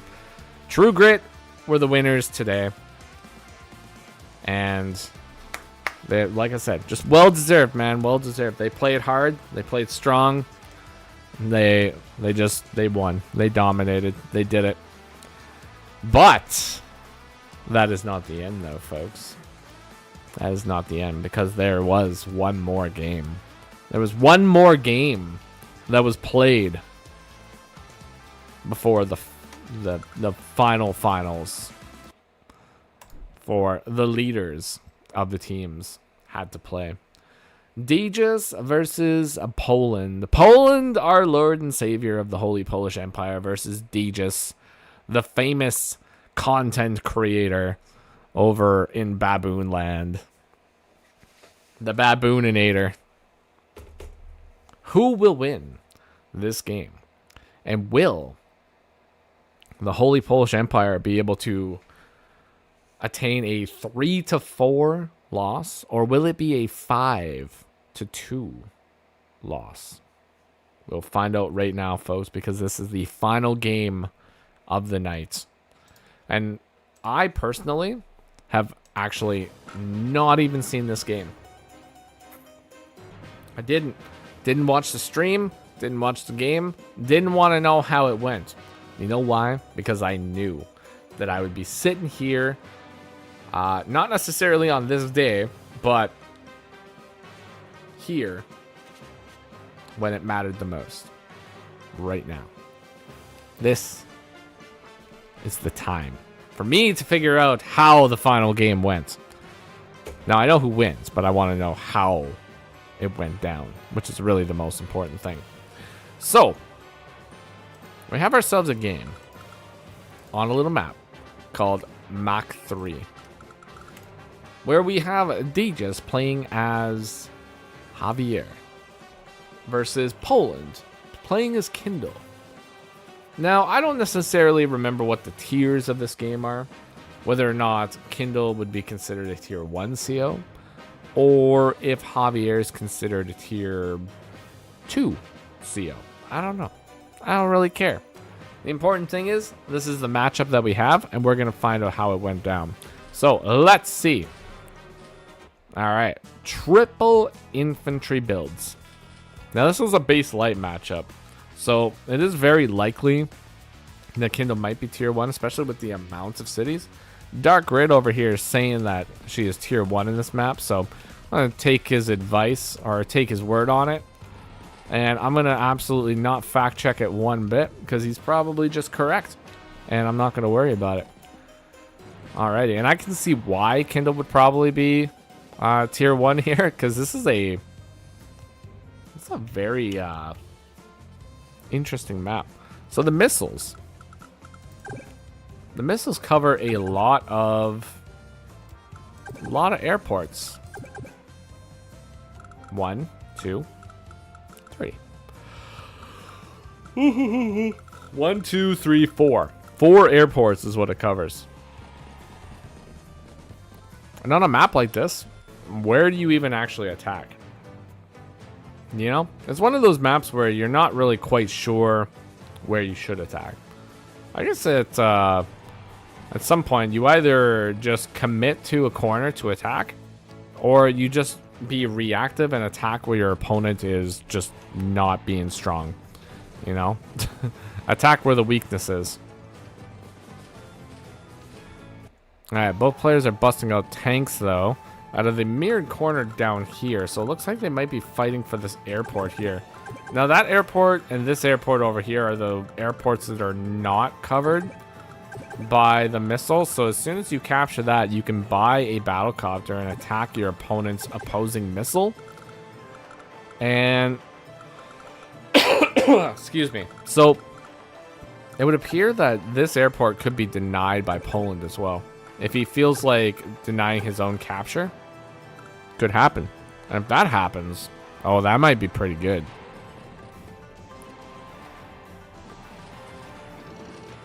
And actually, knowing Poland, he might just do it.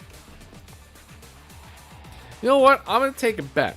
It's not actually going to be a bet that I'm going to, like, you know, pay out or lose, but I'm going to just take a wild guess and just say Poland denies his own capture and he goes in to attack this infantry cap in the airport. That's my guess. And if I'm wrong, I'll be very disappointed. I'm not disappointed. I'm not disappointed at all. Knew it. Knew that was going to happen. From the beginning of time, it was foretold to me that the capture would be going through. Or would be denied. 100%. Alright, got some big hits. Now, are we going to see another denial there? Are we going to see another jump off of the base in order to attack the infantry and then a tank hit right afterwards? Are we going to be seeing this? We got the tank hit and another jump. Another jump. That's what I'm talking about. Oh, and the missile. The missile can't be in two places at once, so it can stop this, but it can't stop this. Oh, Poland is going to get a battlecopter on the field, folks. He's going to get a battlecopter on the field. Let's see it happen. Oh, my gosh. Get the battlecopter on the field. Now, technically, this infantry could jump over here, start a capture. This could move over here and then re-block this. Oops, that's a possibility. So we'll see if that's going to happen. Ooh, little tank hit, little tank retaliation. Oh, he doesn't do it. He doesn't do it.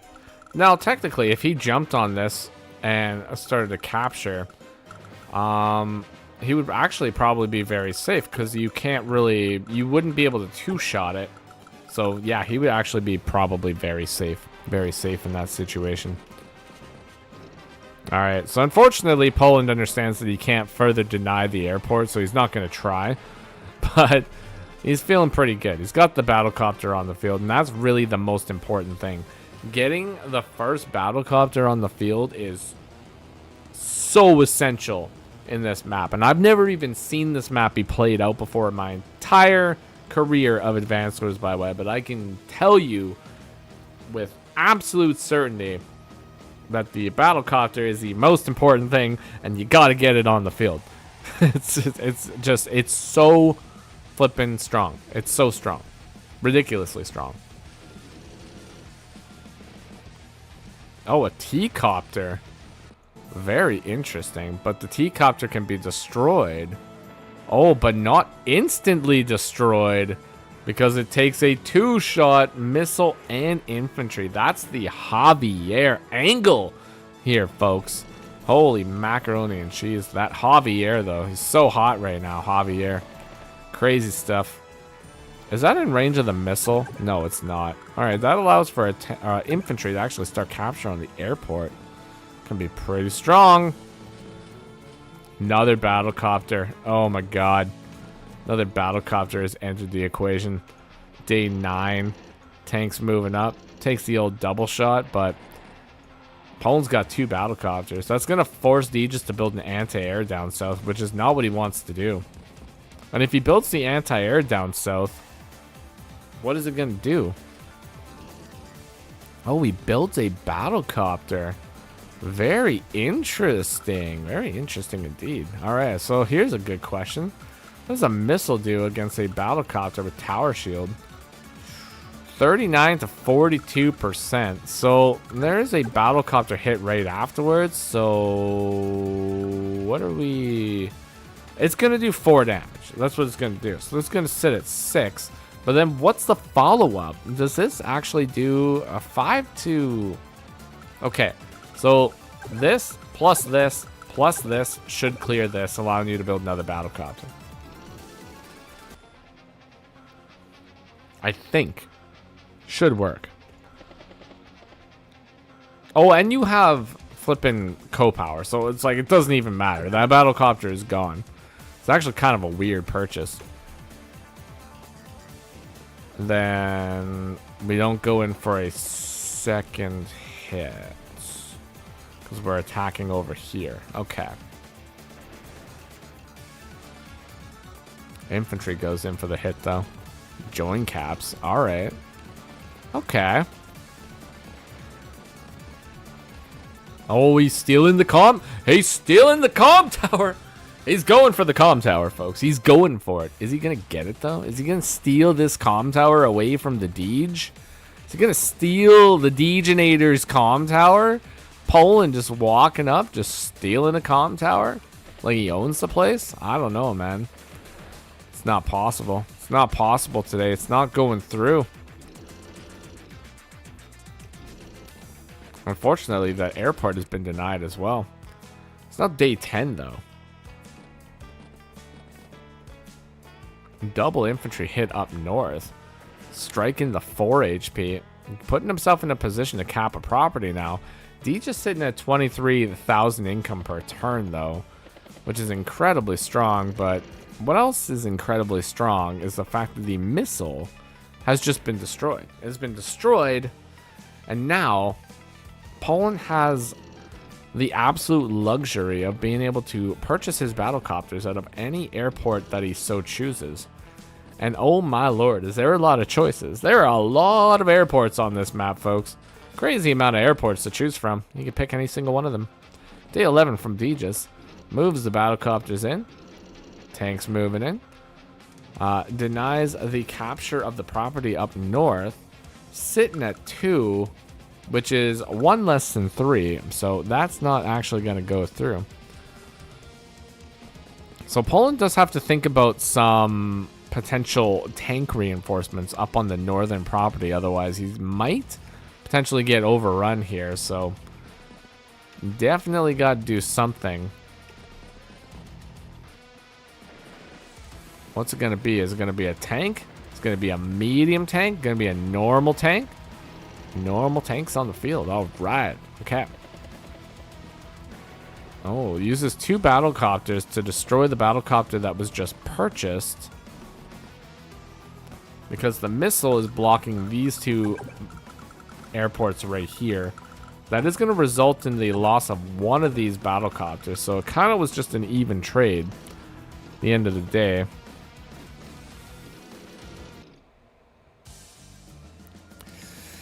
It's an even game, folks. It's an even game. 22 to 22. It's day 12. Well, Javier's attempting to capture the comm tower. Essentially, folks, if Javier gets 2 comm towers, he is considered a broken tier CO.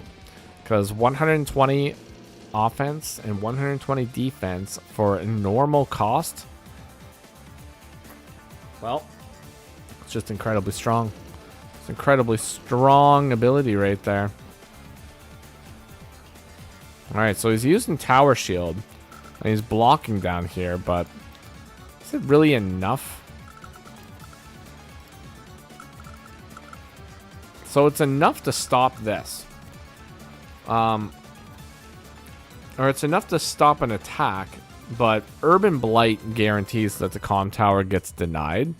So it's not going to happen this turn.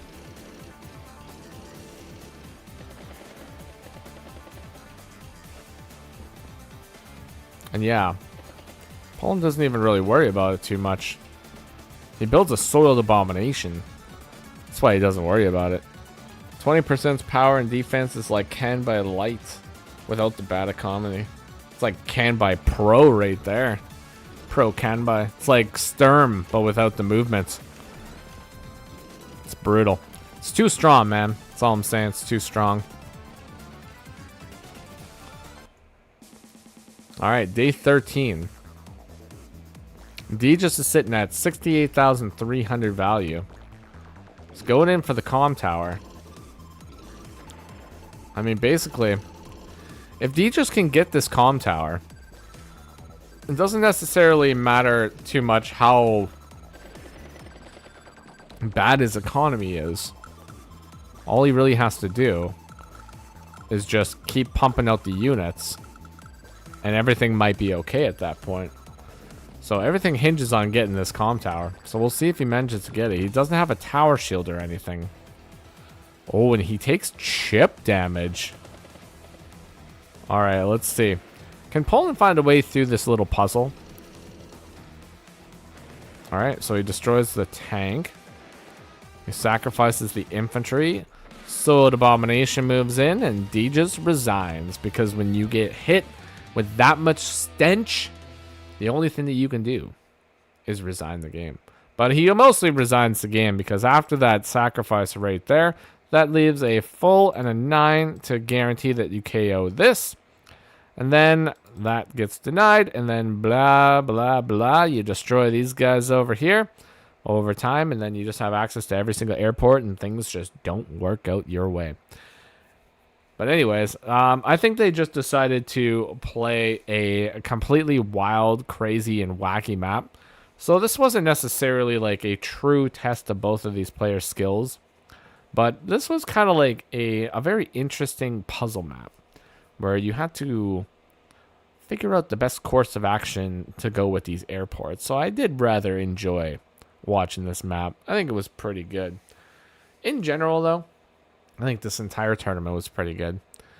I think Kesler did a fantastic job putting on the tournament. I think all the players did amazing. Everybody learned a lot. Everybody met a whole bunch of new players and new friends. And I know that the folks of the Holy Polish Empire had a great time. And we all feel a lot more close now that this tournament is over. So I just want to say congratulations to my Holy Polish Empire brothers. They did fantastic. And congratulations to True Grit for coming out on top with the win. And until next season, you know, they'll hold on to the title. But next season, Holy Polish Empire's taking it 100%. Gonna put that on, what do you call that, Poly Market. Gonna get some bets going, and we're gonna win some money. That's what it's all about. Alrighty, folks. That's gonna be it. Hopefully you all enjoyed the coverage of the Holy Polish Empire tournament from the original of round 1 all the way into the finals. I can't believe they made it this far. It's been a wild ride, and I didn't even have to play a single game, which is fantastic. Beautiful. Until next time, folks, take care of yourselves, and bye-bye for now.